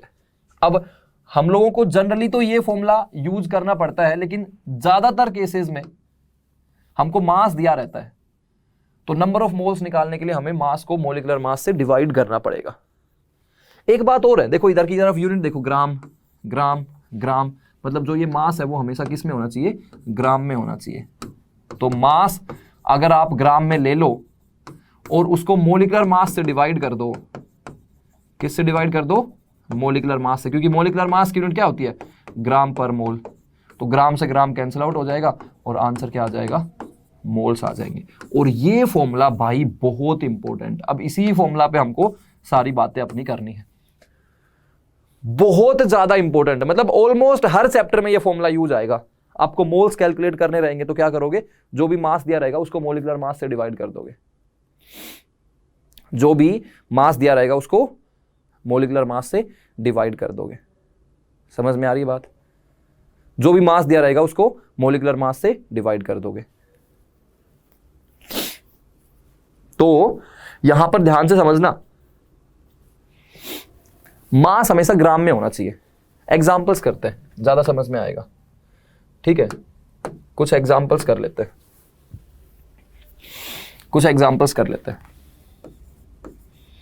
Let's say कि मेरे को दिया 196 gram of H2SO4, 196 gram of H2SO4। मुझे बताना है कि H2SO4 के मोल्स कितने आएंगे, फिर मॉलिक्यूल्स कितने आएंगे, फिर टोटल नंबर ऑफ एटम्स वगैरह, वो सारी बातें बतानी है। तो इसी कैलकुलेशन से मैं आपको सारी की सारी बातें बता दूंगा। 196 ग्राम ऑफ H2SO4। पहले H2SO4 का मॉलिक्यूलर मास तो निकाल लें, H2SO4 हाइड्रोजन के लिए 1 होता है, सल्फर के लिए 32 है ना, 32 रखना भाई, 16 मत रख देना। ऑक्सीजन के लिए रहेगा 16। तो हाइड्रोजन के लिए 1 × 2, सल्फर के लिए 32 × 1, ऑक्सीजन के लिए 16 × 4। ये हो गया 2 + 32 + 64, 96 और 2 98, और यूनिट वही ग्राम पर मोल लिख देता हूं मैं, अब मैं AMU वगैरह को छोड़ देता हूं, 98 ग्राम पर मोल, ठीक है। अच्छा 196 ग्राम दिया हुआ है, मतलब ये मास है क्या, गिवन मास जिसको बोलते हैं। अच्छा 98 ग्राम पर मोल का मतलब क्या है कि एक मोल का मास 98 ग्राम, तो 2 मोल का मास कितना हो जाएगा, 196 ग्राम ही होगा, 98 × 2। लेकिन हम लोग फॉर्मूला से भी कर लेते हैं। तो नंबर ऑफ मोल्स निकालने हैं तो क्या आएंगे बोलो, गिवन मास, और गिवन मास हमेशा किस में होना चाहिए, ग्राम में होना चाहिए, divided by molecular mass. Given mass है 196 ग्राम, डिवाइड बाय मॉलिक्यूलर मास है 98। यूनिट के साथ में पुट करोगे तो कभी भी कंफ्यूजन नहीं होगा। तो देखो यहां पर ग्राम से ग्राम कैंसिल आउट हो गया, वैल्यू आ गई 2 मोल, मतलब मेरे पास में 2 मोल सल्फ्यूरिक एसिड हो गया, 2 मोल H2SO4 हो गया। अब 2 मोल H2SO4 है, तो नंबर ऑफ मॉलिक्यूल्स कितने आ जाएंगे यार बताना, नंबर ऑफ मॉलिक्यूल्स 2 × 6.022 × 10⁻23, या फिर 2Na आ जाएंगे क्या, नंबर ऑफ मॉलिक्यूल्स कितने आ जाएंगे, 2Na, बोलो हाँ या ना, नंबर ऑफ मॉलिक्यूल्स कितने आ जाएंगे, 2Na। अब अगर यहीं पर तुमको बोला कि नंबर ऑफ H एटम्स बताओ, हाइड्रोजन एटम्स बताओ, नंबर ऑफ सल्फर एटम्स बताओ, नंबर ऑफ ऑक्सीजन एटम्स बताओ, और टोटल नंबर ऑफ एटम्स बताओ।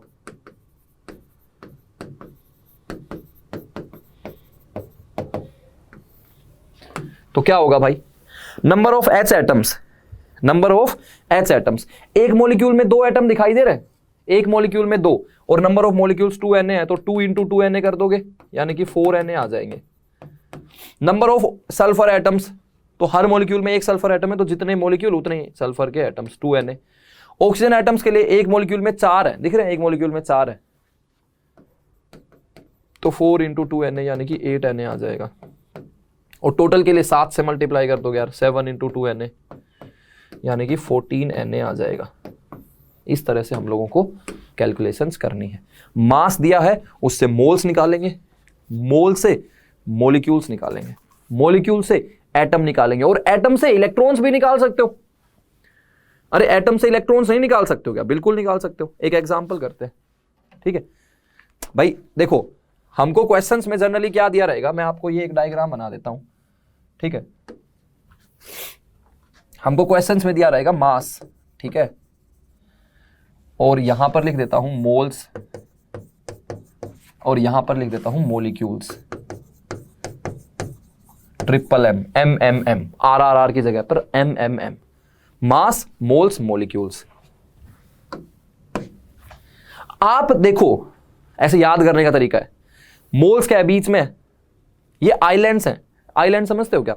जैसे एक पूरा समुंदर है और उसमें बीच बीच में छोटी छोटी जमीन निकल आई है, तो उसको आइलैंड बोलेंगे। तो ये बेसिकली आइलैंड्स हैं। आपको एक आइलैंड से दूसरे आइलैंड पे पहुंचना है तो किसी नंबर से या तो मल्टीप्लाई करना पड़ेगा, किसी नंबर से डिवाइड करना पड़ेगा। मोल्स सेंटर में है, मतलब अगर आपको बाहर निकलना है ना तो मल्टीप्लाई करना पड़ेगा। जैसे इधर की तरफ बाहर निकलना चाहते हो आप, मास तक पहुंचना चाहते हो तो मल्टीप्लाई करना पड़ेगा मोलिकुलर मास से। तो इधर की तरफ जाना है तो डिवाइड करना पड़ेगा मोलिकुलर मास से। इसका मतलब क्या है कि अगर आप मास पे हो, आपको मास दिया हुआ है तो मोलिकुलर मास से डिवाइड कर दोगे तो मोल्स आ जाएंगे। मोल्स दिए हुए हैं, मोलिकुलर मास से मल्टीप्लाई कर दोगे तो मास आ जाएगा। मतलब बाहर निकलना है तो मल्टीप्लाई करना पड़ेगा। ऐसे इधर की तरफ अगर बाहर निकलना है तो मल्टीप्लाई करना पड़ेगा Na से, या फिर 6.022 इंटू 10 की पावर 23 से। और अगर इधर की तरफ जाना है तो डिवाइड करना पड़ेगा 6.022 इंटू 10 की पावर 23 से। अभी इस डायग्राम में मैं मास, मोल्स और मॉलिक्यूल्स को रिलेट कर रहा हूं। अभी वॉल्यूम भी लेके आऊंगा, इसमें वॉल्यूम भी लेके आऊंगा। लेकिन पहले आप मेरे को एक बात बताओ कि मॉलिक्यूल है तो फिर उससे एटम्स निकाल सकते हो क्या? फिर ये छोटी मोटी चीजें एटम्स, उससे हम लोग इलेक्ट्रॉन्स भी निकाल सकते हैं, उससे हम लोग प्रोटॉन्स वगैरह ये सारी बातें निकाल सकते हैं। वो एटम के अंदर की बातें हैं जो मैंने आपको पहले लेक्चर में बताई थी। मास से मोल्स निकालेंगे, मोल से मॉलिक्यूल्स निकालेंगे, मॉलिक्यूल से एटम निकाल सकते हैं, इलेक्ट्रॉन, प्रोटॉन सब कुछ निकाल सकते हैं। तो ये क्वेश्चन करते हैं हम लोग, ये वाला क्वेश्चन करते हैं। ये क्वेश्चन करो यार, number of electrons present in 18 ml water, density is 1 gram पर ml। करिए भाई ये सब क्वेश्चंस। कर लिया ये क्वेश्चन? देखो ध्यान से सुनो, total number of electrons. Question में समझो कि हमको फाइंड आउट क्या करना है, इलेक्ट्रॉन्स फाइंड आउट करने। इलेक्ट्रॉन कहां रहते हैं? एटम के अंदर, तो मतलब हमको एटम्स फाइंड आउट करने पड़ेंगे। एटम कहां रहते हैं? मॉलिक्यूल के अंदर, तो मॉलिक्यूल फाइंड आउट करने पड़ेंगे। मॉलिक्यूल कहां रहते हैं? वो मोल के अंदर होंगे। मोल कैसे निकालोगे? मास से निकालेंगे। अच्छा आपको पता है क्या डेंसिटी क्या होता है? डेंसिटी, डेंसिटी होता है मास अपॉन वॉल्यूम। पता है सभी को? तो इसको सोल्व करना है तो ध्यान से सुनना। As you very well know that density is mass by volume, mass divided by volume। ठीक है, अब डेंसिटी कितना दिया हुआ है? 1 ग्राम पर ml is equal to mass divide by volume कितना दिया हुआ है? 18 ml। ml तो यार वॉल्यूम की यूनिट है, तो देखो ml से ml कैंसिल आउट हो गया। यहां से मास कितना आ गया? 18 ग्राम आ गया। मास कितना आ गया? 18 ग्राम। अच्छा पानी का फॉर्मूला तो सभी को पता होगा यार, पानी का फॉर्मूला तो सभी को पता हो गया, पीते हैं। पानी का फॉर्मूला होता है H2O। इसका मोलिकुलर मास कैसे निकालोगे? हाइड्रोजन के लिए 1, ऑक्सीजन के लिए 16, तो ये 1 इंटू 2 प्लस ऑक्सीजन के लिए 16 इंटू 1, 2 प्लस 16 यानी कि 18। और यूनिट AMU भी लिख सकते हैं, लेकिन हम लोग लिख लेते हैं ग्राम पर मोल। तो मैंने क्या बताया था आपको? इलेक्ट्रॉन्स निकालने हैं तो एटम पता होने चाहिए, एटम निकालने हैं तो मॉलिक्यूल्स पता होने चाहिए, और मॉलिक्यूल्स निकालने तो मोल पता होने चाहिए। तो समझ रहे हो मैंने लेक्चर में, पहले लेक्चर में ये इलेक्ट्रॉन, प्रोटॉन इन सब के बारे में क्यों बताया था? क्योंकि ऐसे क्वेश्चन अटक जाएंगे। तो हमको मोल्स फाइंड आउट करना है, तो वो हो जाएगा गिवन मास, और मास हमेशा ग्राम में, डिवाइडेड बाय मोलिकुलर मास, वो ग्राम पर मोल में। तो गिवन मास हो गया 18 ग्राम, क्योंकि हमने वॉल्यूम से मास निकाल लिया, डिवाइड बाय मोलिकुलर मास भी 18 ग्राम पर मोल। वाह यार, ग्राम से ग्राम कैंसिल आउट, 18 से 18 कैंसिल आउट, तो 1 मोल हो गया। अब 1 मोल मतलब 6.022 इंटू 10 की पावर 23 मॉलिक्यूल्स। अब इतने मॉलिक्यूल्स आ गए, लेकिन उन मॉलिक्यूल के अंदर इलेक्ट्रॉन्स भी तो हैं, क्योंकि मॉलिक्यूल के अंदर एटम है, एटम के अंदर इलेक्ट्रॉन है। H2O है, तो हाइड्रोजन के एक एटम के अंदर तो 1 इलेक्ट्रॉन होगा, और ऑक्सीजन के एक एटम के अंदर 8 इलेक्ट्रॉन्स होंगे, क्योंकि ऑक्सीजन का फॉर्मूला O816 होता है। तो एक मॉलिक्यूल के अंदर कितने इलेक्ट्रॉन्स होंगे? हाइड्रोजन के अंदर 1 है और 2 हाइड्रोजन के एटम है, तो 2 हो गए इलेक्ट्रॉन, और इधर से 8, तो 10 इलेक्ट्रॉन्स होंगे, 10 इलेक्ट्रॉन्स किसके अंदर, इन 1 मॉलिक्यूल।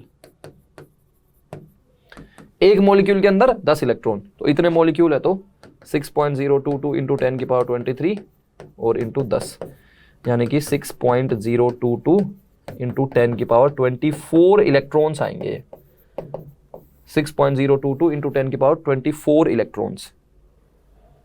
ऑप्शन कौन सा आएगा, 6.02 इंटू 10 की power 24, option B will be correct answer. देखो इलेक्ट्रॉन्स निकालना है तो 10 से मल्टीप्लाई किया, क्वेश्चन में ज्यादा कुछ नहीं है। यही क्वेश्चन जब आप एक साल बाद देखोगे ना, आपको लगेगा अरे यार ये तो बहुत आसान क्वेश्चन था, मैं तो आज के दिन ऐसे कंफ्यूज हो रहा था, क्योंकि अभी आपका माइंड डेवलपमेंट होना बाकी है। इलेक्ट्रॉन निकालने थे तो 10 से मल्टीप्लाई किया, क्योंकि भाई इलेक्ट्रॉन अलग अलग है ना। अच्छा, नंबर ऑफ एटम्स निकालने होते तो किससे मल्टीप्लाई करते, एक मॉलिक्यूल के अंदर हाइड्रोजन के 2 एटम, ऑक्सीजन का 1 एटम, नंबर ऑफ एटम्स निकालना होता तो 3 से मल्टीप्लाई करते। नंबर ऑफ हाइड्रोजन एटम निकालना होता तो 2 से मल्टीप्लाई करते। नंबर ऑफ ऑक्सीजन एटम निकालना होता तो 1 से मल्टीप्लाई कर देते। टोटल नंबर ऑफ एटम्स निकालना होता तो 3 से मल्टीप्लाई कर देते, और टोटल नंबर ऑफ इलेक्ट्रॉन्स निकालना होता तो 10 से मल्टीप्लाई किया। करो यार ये नोट।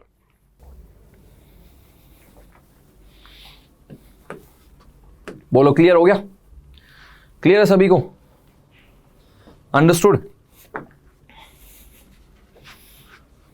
समझ में आया। चलो ये मास हो गया, मोल्स हो गया। कुछ ऐसे क्वेश्चंस भी कर लेते हैं। ऐसे क्वेश्चंस को कैसे करते हैं ध्यान से देखना। एन एलिमेंट ए जिसका एटॉमिक वेट है 75 and another element B with atomic weight 25 combine to form a compound. The compound contains 75% by weight. The formula of compound will be. देखो ध्यान से, A कितना परसेंट है, A कितना परसेंट है 75%, B कितना होगा 25% होगा, हाँ या ना बोलो यार। A 75% है, B 25% है। अच्छा, तो A के लिए आप लोग नंबर ऑफ मोल्स निकालने की कोशिश करो, तो परसेंट कितना है 75 डिवाइडेड बाय उसका एटॉमिक वेट भी 75। B के लिए उसके नंबर ऑफ मोल्स निकालने की कोशिश करो, तो B कितना परसेंट है 25% और डिवाइडेड बाय उसका एटॉमिक वेट भी 25%। तो मतलब ये A हो गया 1 और B भी हो गया 1, तो ये फॉर्मूला बन जाएगा AB। कितना बन जाएगा, AB बन जाएगा, यानी कि option D will be correct answer. Option D will be correct answer. Clear हो गया, क्लियर हो गया, नोट कीजिए।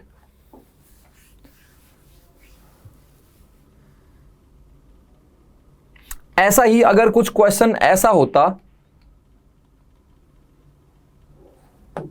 ये क्वेश्चन करते हैं अगला, ये क्वेश्चन करने की कोशिश कीजिए। The empirical formula of a compound is CH। empirical formula मतलब simplest formula। empirical formula मतलब क्या हो जाएगा, simplest formula। तुम बोलोगे सर ये simplest formula क्या होता है, मैं आपको समझाने की कोशिश करता हूं, ठीक है। जैसे हम लोग कभी मान लो हमको सिंप्लीफाई करना है 4/6 को, तो सिंप्लीफाई करने के लिए हम लोग क्या करते हैं, 2 से कैंसिल आउट कर देते ना, तो ये इंपेरिकल वैल्यू हो गई, सिंपलेस्ट वैल्यू हो गई। अब और इससे ज्यादा सिंप्लीफाई नहीं किया जा सकता है। तो empirical formula of A compound is CH and it's molecular mass is 78।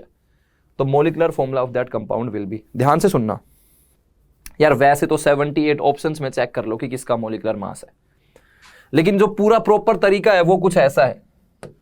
देखो ऑप्शंस में देखो, ऑप्शन ए क्या है C2H2। अब अगर इसका इंपेरिकल फॉर्मूला निकालना है तो आप 2 कॉमन ले लोगे तो CH बन जाएगा। ये C3H3, अगर आप 3 कॉमन ले लोगे तो CH बन जाएगा। C4H4, 4 कॉमन ले लोगे तो CH बन जाएगा। C6H6, 6 कॉमन ले लोगे तो CH बन जाएगा। ये है इंपेरिकल फॉर्मूला का मतलब। जैसे मैं आपको एक और एग्जांपल दूं, यहां पर मान लो मेरे को बोला कि भाई मेरे को दिया हुआ है C6H12O6 ग्लूकोज है, इसका इंपेरिकल फॉर्मूला निकालो। तो 6 12 6 कुछ कॉमन ले सकते हो क्या, 6 कॉमन ले सकते हो, तो 6 कॉमन ले लोगे तो C हो जाएगा 1, H हो जाएगा 2, O हो जाएगा 1। This will be your empirical formula, this will be your empirical formula. समझ में आई बात। एक दो इंपेरिकल फॉर्मूला का और भी कुछ एग्जांपल्स बता देता हूं। जैसे मान लो C11 नहीं, C12 है, C12H22O11। अब इसमें क्या कॉमन ले सकते हो? तो कुछ लोग बोलेंगे सर 12 और 22 में से कॉमन ले सकते हैं, या 22 और 11 में से कॉमन ले सकते हैं, लेकिन तीनों में से कुछ कॉमन ले सकते हो क्या? C12H22O11, तीनों में से कुछ कॉमन ले सकते हो? नहीं ले सकते हो। तो यहां पर जो इंपेरिकल फॉर्मूला बनेगा वो क्या बनेगा? इंपेरिकल फॉर्मूला जो बनेगा वो क्या बनेगा? C12H22O11 ही बनेगा। जैसे एसिटिक एसिड ले लेते हैं, एसिटिक एसिड, एसिटिक एसिड क्या होता है? CH3COOH होता है। तो अब इसको लिख लो, कार्बन कितने हो गए? 2, हाइड्रोजन कितने हो गए? 4, और ऑक्सीजन कितना हो गया? 2, C2H4O2 हो गया। अब इसमें से सिंप्लीफाई करके अगर लिखेंगे तो इंपेरिकल फॉर्मूला क्या हो गया? बोलो क्या हो गया? कार्बन 1, हाइड्रोजन 2, ऑक्सीजन 1, तो CH2O हो गया। क्या हो गया? CH2O। This will B empirical formula. Empirical formula निकालना आ गया। अब जैसे मान लो कि मैं कभी बोल दूं वो दिया हुआ है CH, मतलब सिंपलेस्ट फॉर्मूला है CH है, तो अब मोलिकुलर फॉर्मूला क्या हो सकता है? मोलिकुलर फॉर्मूला क्या हो सकता है? CH भी हो सकता है, C2H2 भी हो सकता है, C3H3 भी हो सकता है, C4H4 भी हो सकता है, C5H5 भी हो सकता है, C6H6 भी हो सकता है, C7H7, कुछ भी हो सकता है अपना मोलिकुलर फॉर्मूला, क्योंकि सभी का सिंप्लीफाइड फॉर्मूला तो CH ही बनेगा। तो वैसा ये क्वेश्चन है एक्चुअली। यहां पर देखो कि इंपेरिकल फॉर्मूला CH है, तो मोलिकुलर फॉर्मूला C2H2 भी हो सकता है, C3H3 भी हो सकता है, C4H4, C6H6। लेकिन उसके साथ में मुझे एक और कंडीशन दी हुई है कि मोलिकुलर मास जो है वो कितना है? 78 है। तो आप एक बात याद रखना, इंपेरिकल फॉर्मूला अगर CH है तो मोलिकुलर फॉर्मूला जो है वो CH टाइम्स N हो सकता है, CH टाइम्स N।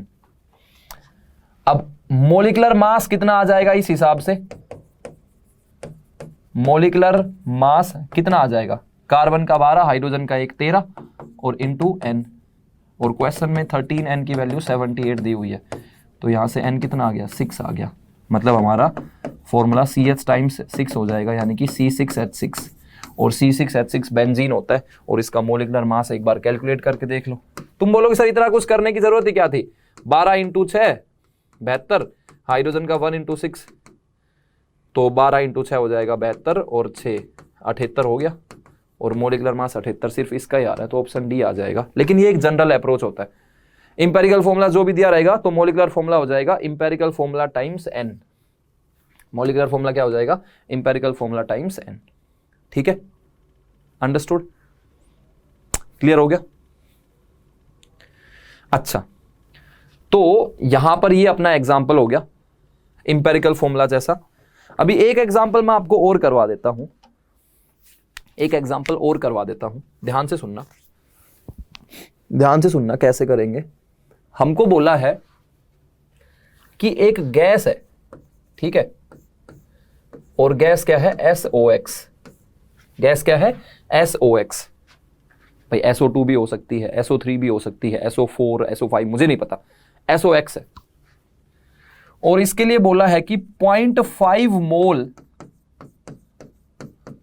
कंटेन्स 40 ग्राम, मतलब 0.5 मोल का मास कितना है? 40 ग्राम है। तो मुझे बताना है कि X की वैल्यू कितनी होगी।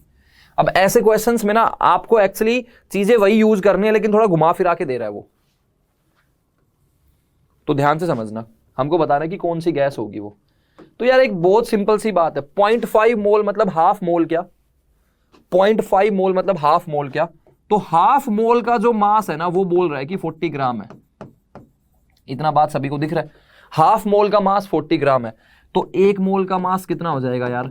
80 ग्राम हो जाएगा। इतना तो सबको दिख रहा है। 1 मोल का मास क्या हो जाएगा? 80 ग्राम। और जो 1 मोल का मास होता है वही तो मोलिकुलर मास है, मतलब मोलिकुलर मास विल बी 80 ग्राम पर मोल। मोलिकुलर मास क्या हो जाएगा?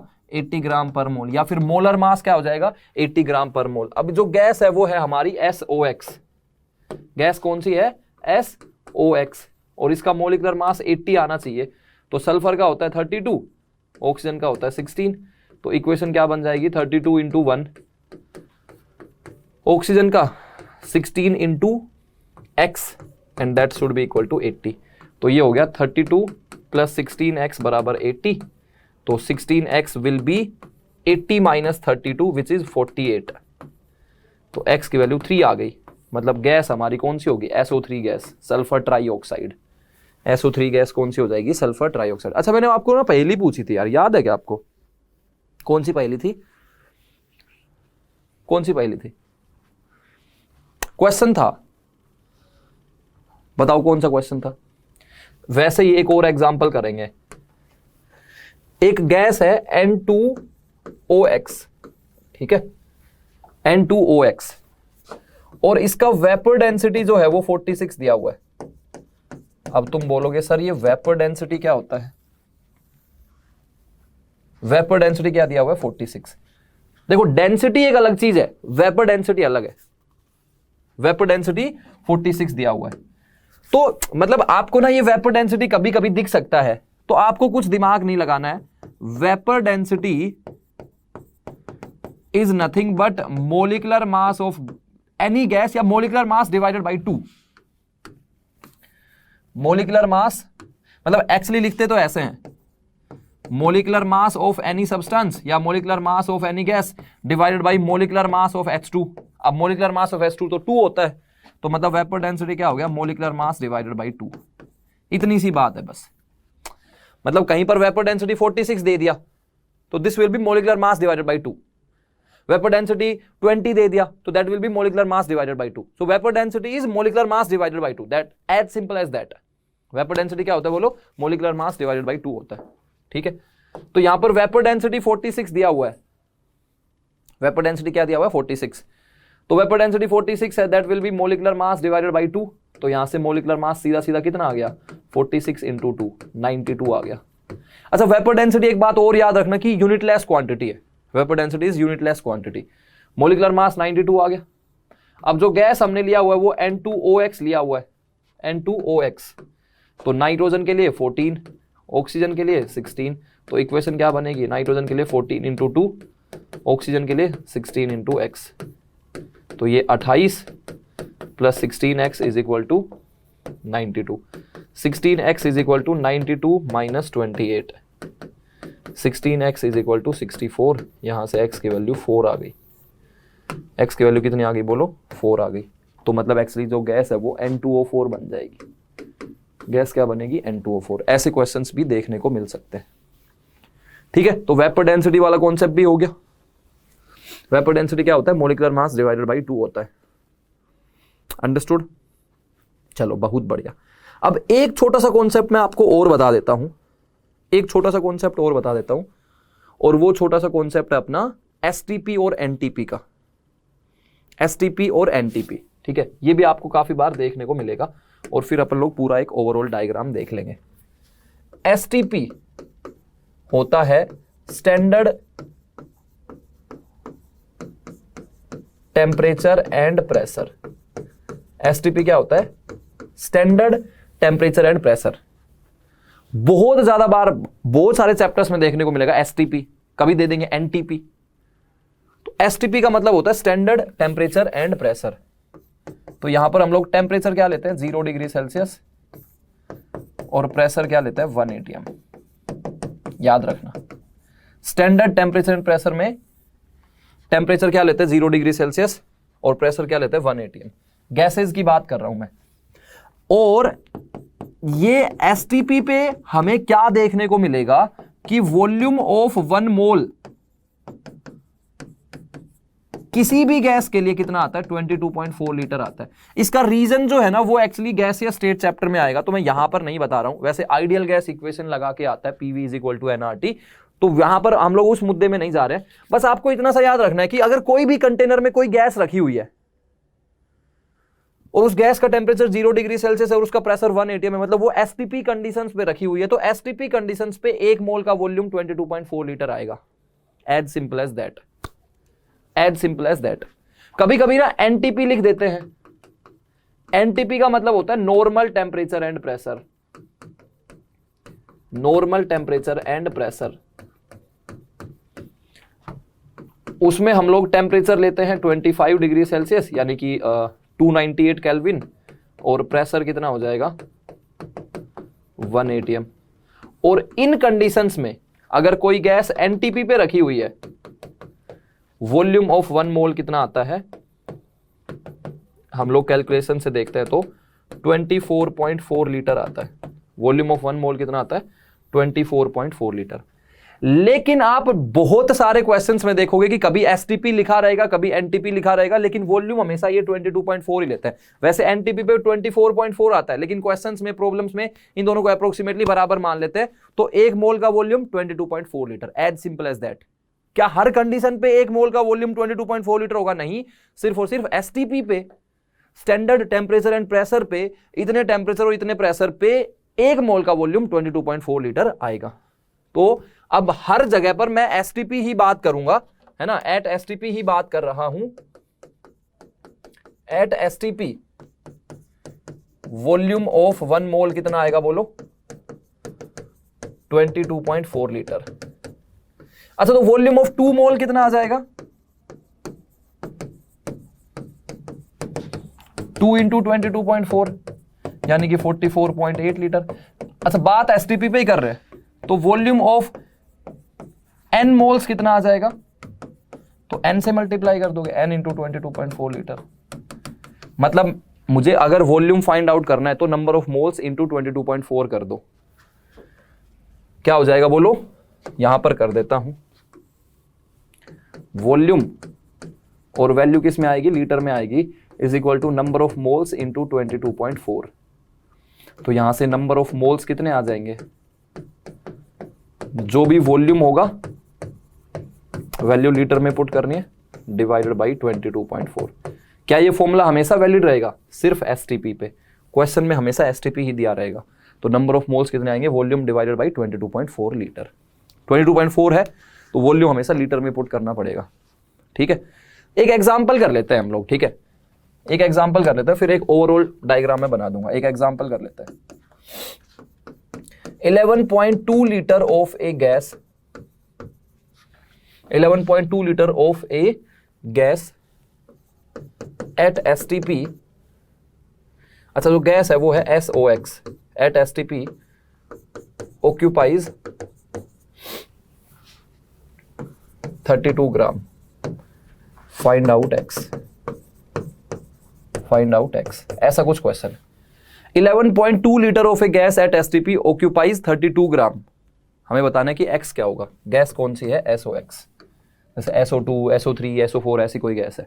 तो यार 11.2 litre of a gas at STP का मतलब क्या हो जाएगा, 11.2 लीटर, लीटर किसकी यूनिट है, लीटर किसकी यूनिट है, वॉल्यूम की यूनिट है। मतलब हमको क्वेश्चन में ना वॉल्यूम दिया हुआ है, वॉल्यूम एट एसटीपी कितना दिया हुआ है 11.2 लीटर। तो क्या मोल्स निकाल सकते हो? अभी देखो यार, volume at STP divide by 22.4 कर दो, तो मोल्स कितने आ जाएंगे 11.2 डिवाइडेड बाई 22.4 यानी कि हाफ मोल आ गए। बस हो गया अपना काम। हाफ मोल का मास 32 ग्राम है। क्या बोल रहा हूं, हाफ मोल का जो मास है, हाफ मोल उसका जो मास है वो 32 ग्राम है। तो 1 मोल का मास कितना आएगा 64 ग्राम। एंड दिस 1 मोल का mass is your molecular mass itself.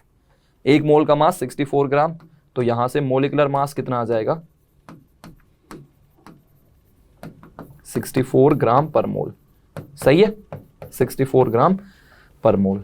Understood, 64 ग्राम पर मोल। अब जो गैस है वो है SOX, SOX, सल्फर का 32, ऑक्सीजन का 16। बेहोश तो नहीं हो गए हो? बेहोश तो नहीं हो गए हो? मजा आ रहा है? जोश में आएंगे, सर IIT फोड़ देंगे, सर सब कुछ फोड़ देंगे। मैंने बोला था पेशेंस से काम करना है। क्या करना है, पेशेंस से काम करना है, कोई दिक्कत नहीं है। सल्फर का 32 प्लस ऑक्सीजन का 16x, that should be equal to 64। इसको इधर ले जाओ तो 16x बराबर 32, x की वैल्यू 2 आ गई। 2 आ गई, मतलब गैस एक्चुअली कौन सी होगी, SO2 गैस होगी, सल्फर डाइऑक्साइड। ठीक है, तो अब हमने आज की क्लास में मोल का कॉन्सेप्ट भी देख लिया और मोल को नंबर ऑफ मॉलिक्यूल से रिलेट करना सीख लिया, नंबर ऑफ एटम्स वगैरह भी निकालना सीख लिए, मास से मोल्स भी निकालना सीख लिया और वॉल्यूम से भी निकालना सीख लिया। तो देखो यहां पर अब मैं एक फाइनल डायग्राम बना देता हूं। एक हमारा एक समुंदर है, ठीक है, काला समुंदर है, जैसे तो ब्लू होता है लेकिन काला समुंदर है। इसमें बीच में एक टापू है किसका, मोल का। इधर की तरफ एक टापू है मास का, टापू मतलब आइलैंड है ना, और इधर की तरफ एक टापू है मॉलिक्यूल्स का, और इधर की तरफ एक टापू है वॉल्यूम का। ठीक है, बीच में अपना मोल का टापू है। अगर आपको कहीं पर भी बाहर निकलना है तो मल्टीप्लाई करना पड़ेगा, जैसे मतलब इधर की तरफ बाहर निकलना है तो आपको मोलिकुलर मास से मल्टीप्लाई करना पड़ेगा, तो आप मास पर पहुंच जाओगे। तो अंदर जाना होगा तो फिर डिवाइड करना पड़ेगा, डिवाइडेड बाय मोलिकुलर मास। मतलब क्या है कि अगर मास दिया है तो मोलिकुलर मास से डिवाइड कर दो, मोल निकल आएंगे। मोल दिया हुआ है, मोलिकुलर मास से मल्टीप्लाई कर दोगे, मास आ जाएगा। इधर की तरफ बाहर निकलना है तो किससे मल्टीप्लाई करना पड़ेगा, 6.022 इंटू 10 की पावर 23 से मल्टीप्लाई करना पड़ेगा, और इधर की तरफ निकलना है तो डिवाइड करना पड़ेगा किससे, 6.022 इंटू 10 की पावर 23 से। वॉल्यूम एट एसटीपी की बात कर रहे हैं ऑब्वियसली, बाहर निकलना है तो मल्टीप्लाई करना पड़ेगा किससे, 22.4 से। अंदर जाना है तो डिवाइड करना पड़ेगा, अंदर जाना है तो डिवाइड करना पड़ेगा किससे, 22.4 से। तो ये अपना एक ओवरऑल डायग्राम हो गया अब तक की जो चीजें हमने पढ़ी हुई है। मोल से हम लोग आगे एडिशनल क्वेश्चंस में एटम्स भी पूछा जा सकता है, एडिशनल क्वेश्चंस में इलेक्ट्रॉन्स भी पूछे जा सकते हैं, एडिशनल क्वेश्चंस में प्रोटॉन्स भी पूछे जा सकते हैं, एडिशन क्वेश्चन में न्यूक्लियॉन्स भी पूछे जा सकते हैं। तो एटम के अंदर वाली चीजें जो है वो भी पूछी जा सकती है, तो घबराना मत, है ना। ये अपना पूरा का पूरा फंडा हो गया। समझ में आई बात, समझ में आई क्या बात। ये अपना एक टापू डायग्राम हो गया। अब अगर आपको मान लो मास से मॉलिक्यूल्स पे पहुंचना है, ध्यान से सुनना, क्या करना है बोलो, आपको मास से मॉलिक्यूल्स पे पहुंचना है तो डायरेक्टली नहीं जा सकते हो भाई, डायरेक्टली कोई रास्ता नहीं है, मोल पे होके जाना पड़ेगा। तो पहले अंदर घुसना पड़ेगा तो डिवाइडेड बाय मॉलिकुलर मास, और फिर बाहर निकलना पड़ेगा, तो बाहर निकलने के लिए मल्टीप्लाइड बाय 6.022 इंटू 10 की पावर 23। मान लो मॉलिक्यूल्स दिए हुए हैं और वॉल्यूम बताना है, तो यहां से यहां पर डायरेक्टली कोई रास्ता नहीं है, मॉलिक्यूल से डायरेक्टली वॉल्यूम निकालने का कोई रास्ता नहीं है, मोल से होके जाना पड़ेगा। तो पहले अंदर घुसना पड़ेगा तो डिवाइडेड बाय 6.022 इंटू 10 की पावर 23, फिर बाहर निकलना पड़ेगा तो multiplied by 22.4।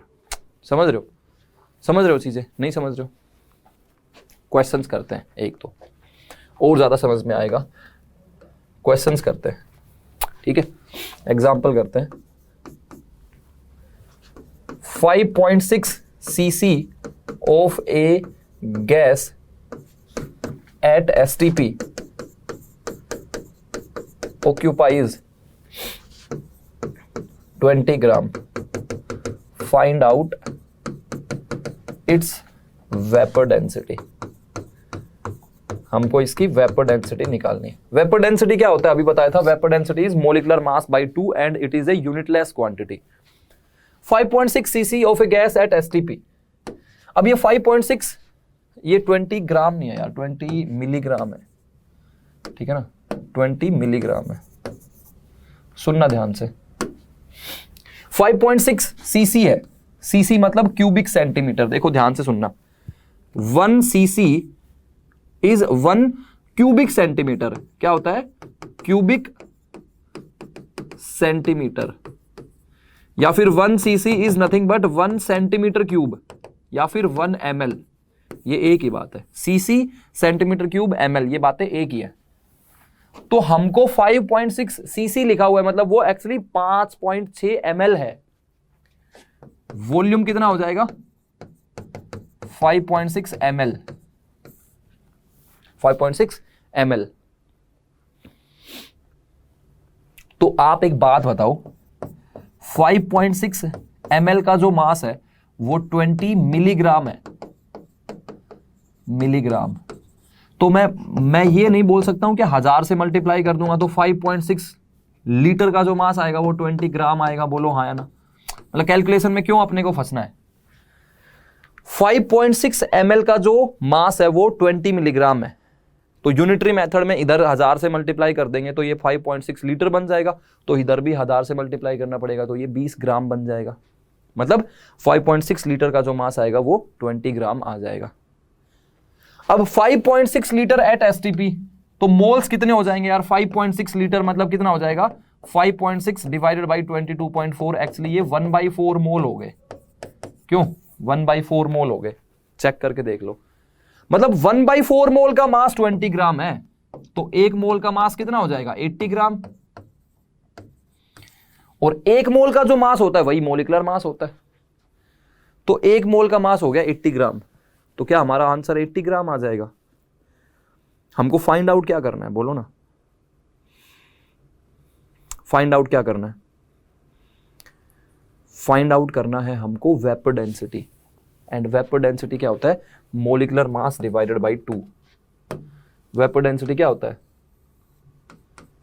Molecular mass divided by 2। तो मोलिकुलर मास 80 है, डिवाइडेड बाई 2, तो आंसर आ जाएगा 40। इसके आगे यूनिट क्या लिखेंगे, कुछ भी नहीं लिखेंगे। Vapour density is a unitless quantity. कितनी सारी चीजें सीखने को मिल रही हैं आज, मिल रहा है कि कुछ सीखने को, कुछ सीखने को मिल रहा है, क्वेश्चंस हो रहे। चलो एक कुछ और एग्जांपल करवा देता हूं मैं, एक एग्जांपल और करवा देता हूं। देखो इधर की तरफ है 196 ग्राम H2SO4, ठीक है, 196 ग्राम H2SO4, और इधर की तरफ है 51 ग्राम NH3, ठीक है। ये सल्फ्यूरिक एसिड, ये अमोनिया। मुझे इनमें ना कंपेयर करना है मास को।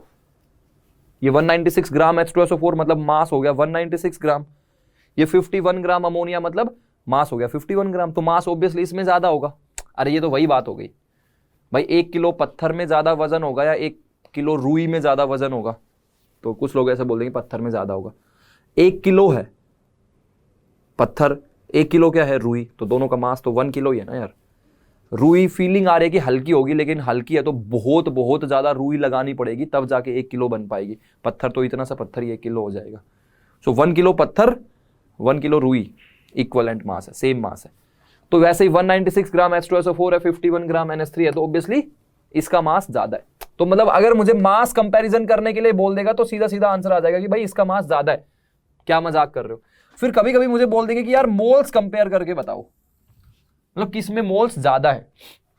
अच्छा H2SO4 का मोलिकुलर मास अभी हमने कैलकुलेट किया था, सल्फ्यूरिक एसिड का ना 98 होता है, तो ये मास हो गया 196 डिवाइड बाई 98, मतलब ये 2 मोल आ गए इसमें।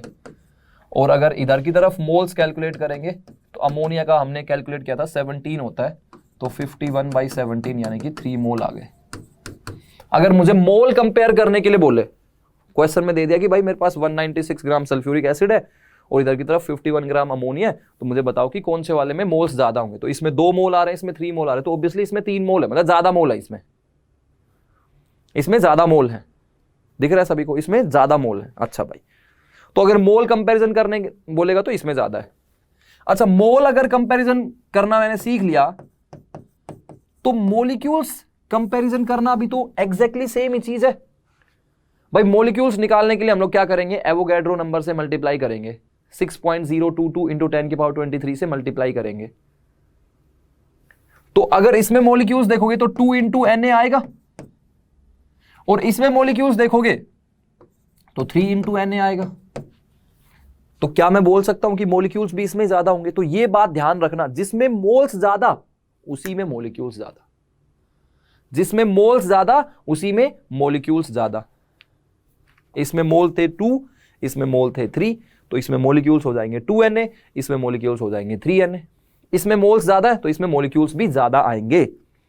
लेकिन अगर हमसे कभी नंबर ऑफ एटम्स पूछ लिया, टोटल नंबर ऑफ एटम्स, तो जरूरी नहीं है जिसमें मोल्स ज्यादा आएंगे उसी में नंबर ऑफ एटम्स भी ज्यादा आए।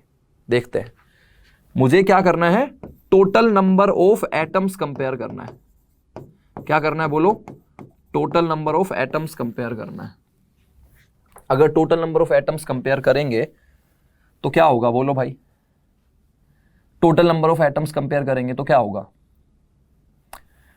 मॉलिक्यूल्स हैं 2Na मल्टीप्लाई बाई मैं किससे करूं, एक मॉलिक्यूल में कितने एटम है दिख रहे हैं क्या, 2 और एक 3 और 4 7, हाइड्रोजन के 2 एटम, सल्फर का 1 एटम, ऑक्सीजन के 4 एटम, तो 7 से मल्टीप्लाई करेंगे क्या, तो total number of atoms 14Na आएंगे कि नहीं आएंगे। ये 7 कहां से आया, एक मॉलिक्यूल में 7 एटम है, 2 और एक 3 और 4 7 एटम है, तो 14Na हो जाएगा टोटल नंबर ऑफ एटम्स। यहीं पर अगर यहां पर टोटल नंबर ऑफ एटम्स निकालेंगे तो 3Na मॉलिक्यूल्स हैं इनटू नंबर ऑफ एटम्स कितना होगा, नाइट्रोजन का 1, हाइड्रोजन के 3, तो 4 हो जाएंगे, यानी कि 12Na।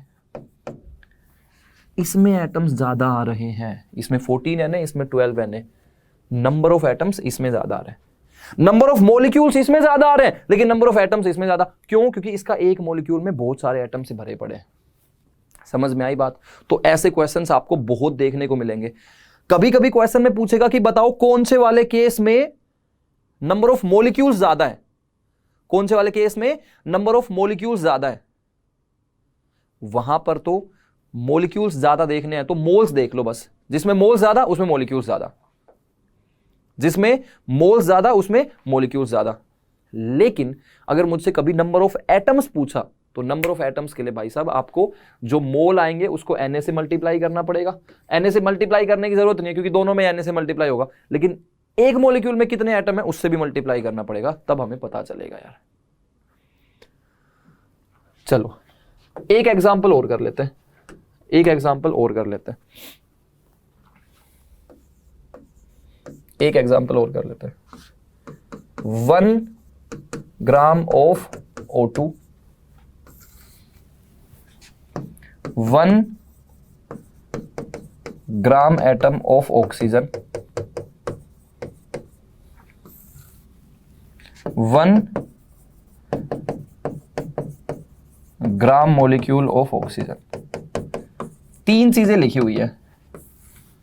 अब मुझे बताना है कि इसमें है, ये है A, ये है B, ये है C, तो मुझे मास का ऑर्डर बताना है। अब पढ़ने वाले को तो क्या लगेगा कि अरे क्या बात कर रहे हो, ये ग्राम है, ये भी ग्राम है, ये भी ग्राम है, तो तीनों में मास 1 ग्राम ही है, लेकिन एक्चुअली ऐसा नहीं है, एक्चुअली ऐसा नहीं है। ध्यान से सुनना, 1 ग्राम, सिर्फ ग्राम लिखा हुआ है, तो 1 ग्राम ऑफ O2 मतलब मास कितना हो जाएगा बोलो, 1 ग्राम O2 मतलब मास कितना हो जाएगा, एक्चुअली ये मास ही दिया हुआ है 1 ग्राम, लेकिन यहां पर लिखा हुआ है 1 ग्राम एटम ऑफ ऑक्सीजन। देखो मैंने बोला था ग्राम के साथ में एटम आ जाए या ग्राम के साथ में मॉलिक्यूल आ जाए तो वो एक्चुअली वो मोल को रिप्रेजेंट करेगा। सो 1 gram atom of oxygen is nothing but 1 mole of oxygen, और ऑक्सीजन में भी क्या लिखेंगे, O लिखेंगे, 1 मोल ऑफ ऑक्सीजन, और ऑक्सीजन में भी क्या लिखेंगे, O लिखेंगे, क्योंकि एटम की बात कर रहे हैं। And 1 mole of O is 16 gram, 1 mole of O is 16 ग्राम। समझ में आई बात। यहां पर लिखा हुआ है 1 ग्राम मॉलिक्यूल ऑफ ऑक्सीजन, मतलब एक्चुअली ये 1 मोल की बात कर रहा है, लेकिन ऑक्सीजन मतलब O2, तो 1 मोल ऑफ O2 हो जाएगा, 1 मोल ऑफ O2 हो जाएगा, और 1 मोल ऑफ O2 का जो मास आएगा वो 32 ग्राम आएगा। तो इधर 1 ग्राम है मास, इधर 16 ग्राम है मास, इधर 32 ग्राम है मास। तो मास इन केस ऑफ C सबसे ज्यादा होगा, फिर B में कम होगा, फिर A में सबसे कम। यहां पर 32 ग्राम है, 32 ग्राम, यहां पर 16 ग्राम, यहां पर 1 ग्राम।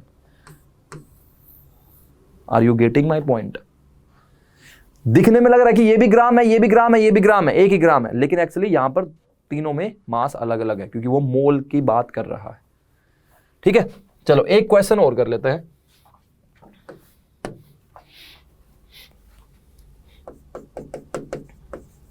फाइंड आउट मास ऑफ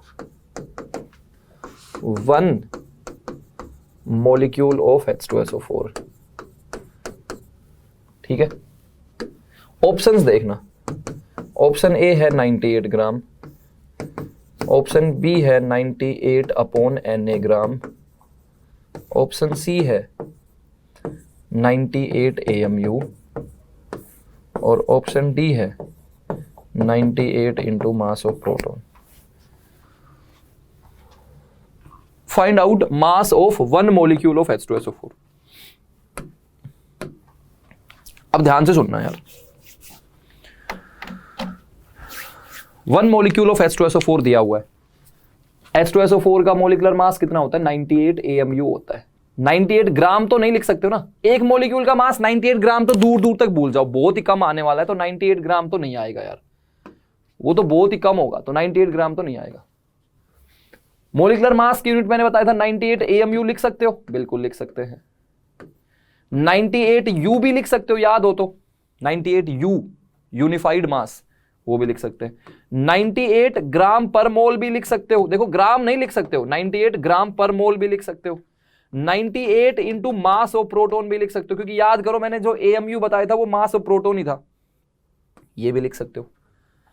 अब एक बात इस वाली वैल्यू को देख लो, 98 ग्राम पर मोल का मतलब क्या है?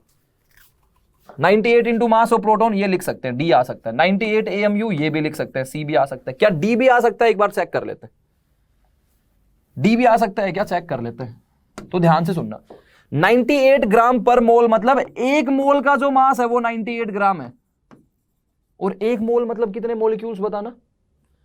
एक मोल मतलब Na मॉलिक्यूल्स, 6.022 इंटू 10 की पावर 23 मॉलिक्यूल्स, और उनका जो मास है वो 98 ग्राम है। तो एक मॉलिक्यूल का मास कितना आ जाएगा? एक मॉलिक्यूल का मास आ जाएगा 98/Na ग्राम। तो ये भी हम लोग लिख सकते हैं, ये भी लिख सकते हैं। तो बी भी लिख सकते हैं, सी भी लिख सकते हैं, डी भी लिख सकते हैं, सारी वैल्यूज एक ही आएंगी, सारी वैल्यूज एक ही आएंगी। तो अगर किसी के एक मॉलिक्यूल का मास लिखना है ना, तो उसका मॉलिक्यूलर मास और डिवाइड बाई Na कर दो। जैसे पानी का एक मॉलिक्यूल है, पानी का एक मॉलिक्यूल, तो उसका जो मास है वो 18 ग्राम नहीं आएगा, 18 डिवाइडेड बाई Na ग्राम आएगा। बात समझ में आई? बात समझ में आई? जैसे मान लो हमको बोला कि find out mass of 1 molecule of H2O, एक मॉलिक्यूल है H2O का, उसका मास फाइंड आउट करना है, तो क्या आंसर 18 ग्राम आएगा? बिल्कुल भी नहीं आएगा, 18 ग्राम तो नहीं आएगा। 18 डिवाइडेड बाई Na ग्राम हम लोग लिख सकते हैं, बिल्कुल। क्यों? क्योंकि एक मॉलिक्यूल का मास 98 AMU लिख सकते हो, सॉरी 18 AMU लिख सकते हो, 18 इंटू मास ऑफ प्रोटॉन लिख सकते हो, 18 ग्राम पर मोल लिख सकते हो, और एक्चुअली एक मोल का जो मास होगा वो होगा यार 18 ग्राम, मतलब 6.022 इंटू 10 की पावर 23 मॉलिक्यूल्स, या फिर Na मॉलिक्यूल्स का जो मास है वो होगा 18 ग्राम। तो एक मॉलिक्यूल का मास तो 18 डिवाइडेड बाई Na, या फिर एक मॉलिक्यूल का जो मास आएगा वो 18 डिवाइडेड बाई Na, या फिर 18 डिवाइडेड बाई 6.022 इंटू 10 की पावर 23। इसको अगर कैंसिल आउट कर देते एक तरह से 3 आ जाएगा, तो 3 इंटू 10 की पावर -23 ग्राम, इतना वैल्यू आएगा अप्रोक्सीमेटली एक मॉलिक्यूल का मास। याद करो हमने अपना आज का लेक्चर कहाँ से शुरू किया था? एक एटम का मास, हाइड्रोजन के एक एटम का मास 1 AMU 1.66 इंटू 10 की पावर -24 ग्राम। तो आंसर जो है वो 10 की पावर -24, 10 की पावर -23, 10 की पावर -25 इसी तरीके का आएगा।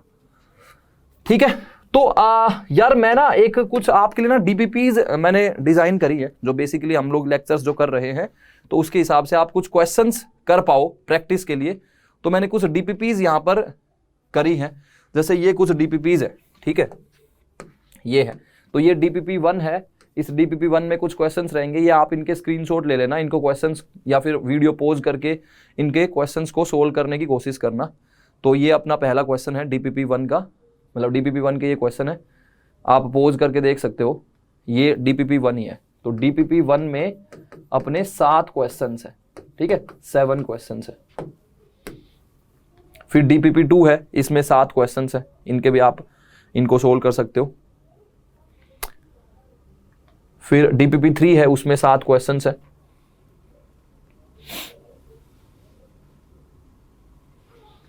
फिर DPP4 है, उसमें भी 7 क्वेश्चंस है। यहाँ पर मैंने आंसर्स भी दिए हुए हैं, वो भी आप कर सकते हो, बट आप लोग खुद से ट्राई भी करना।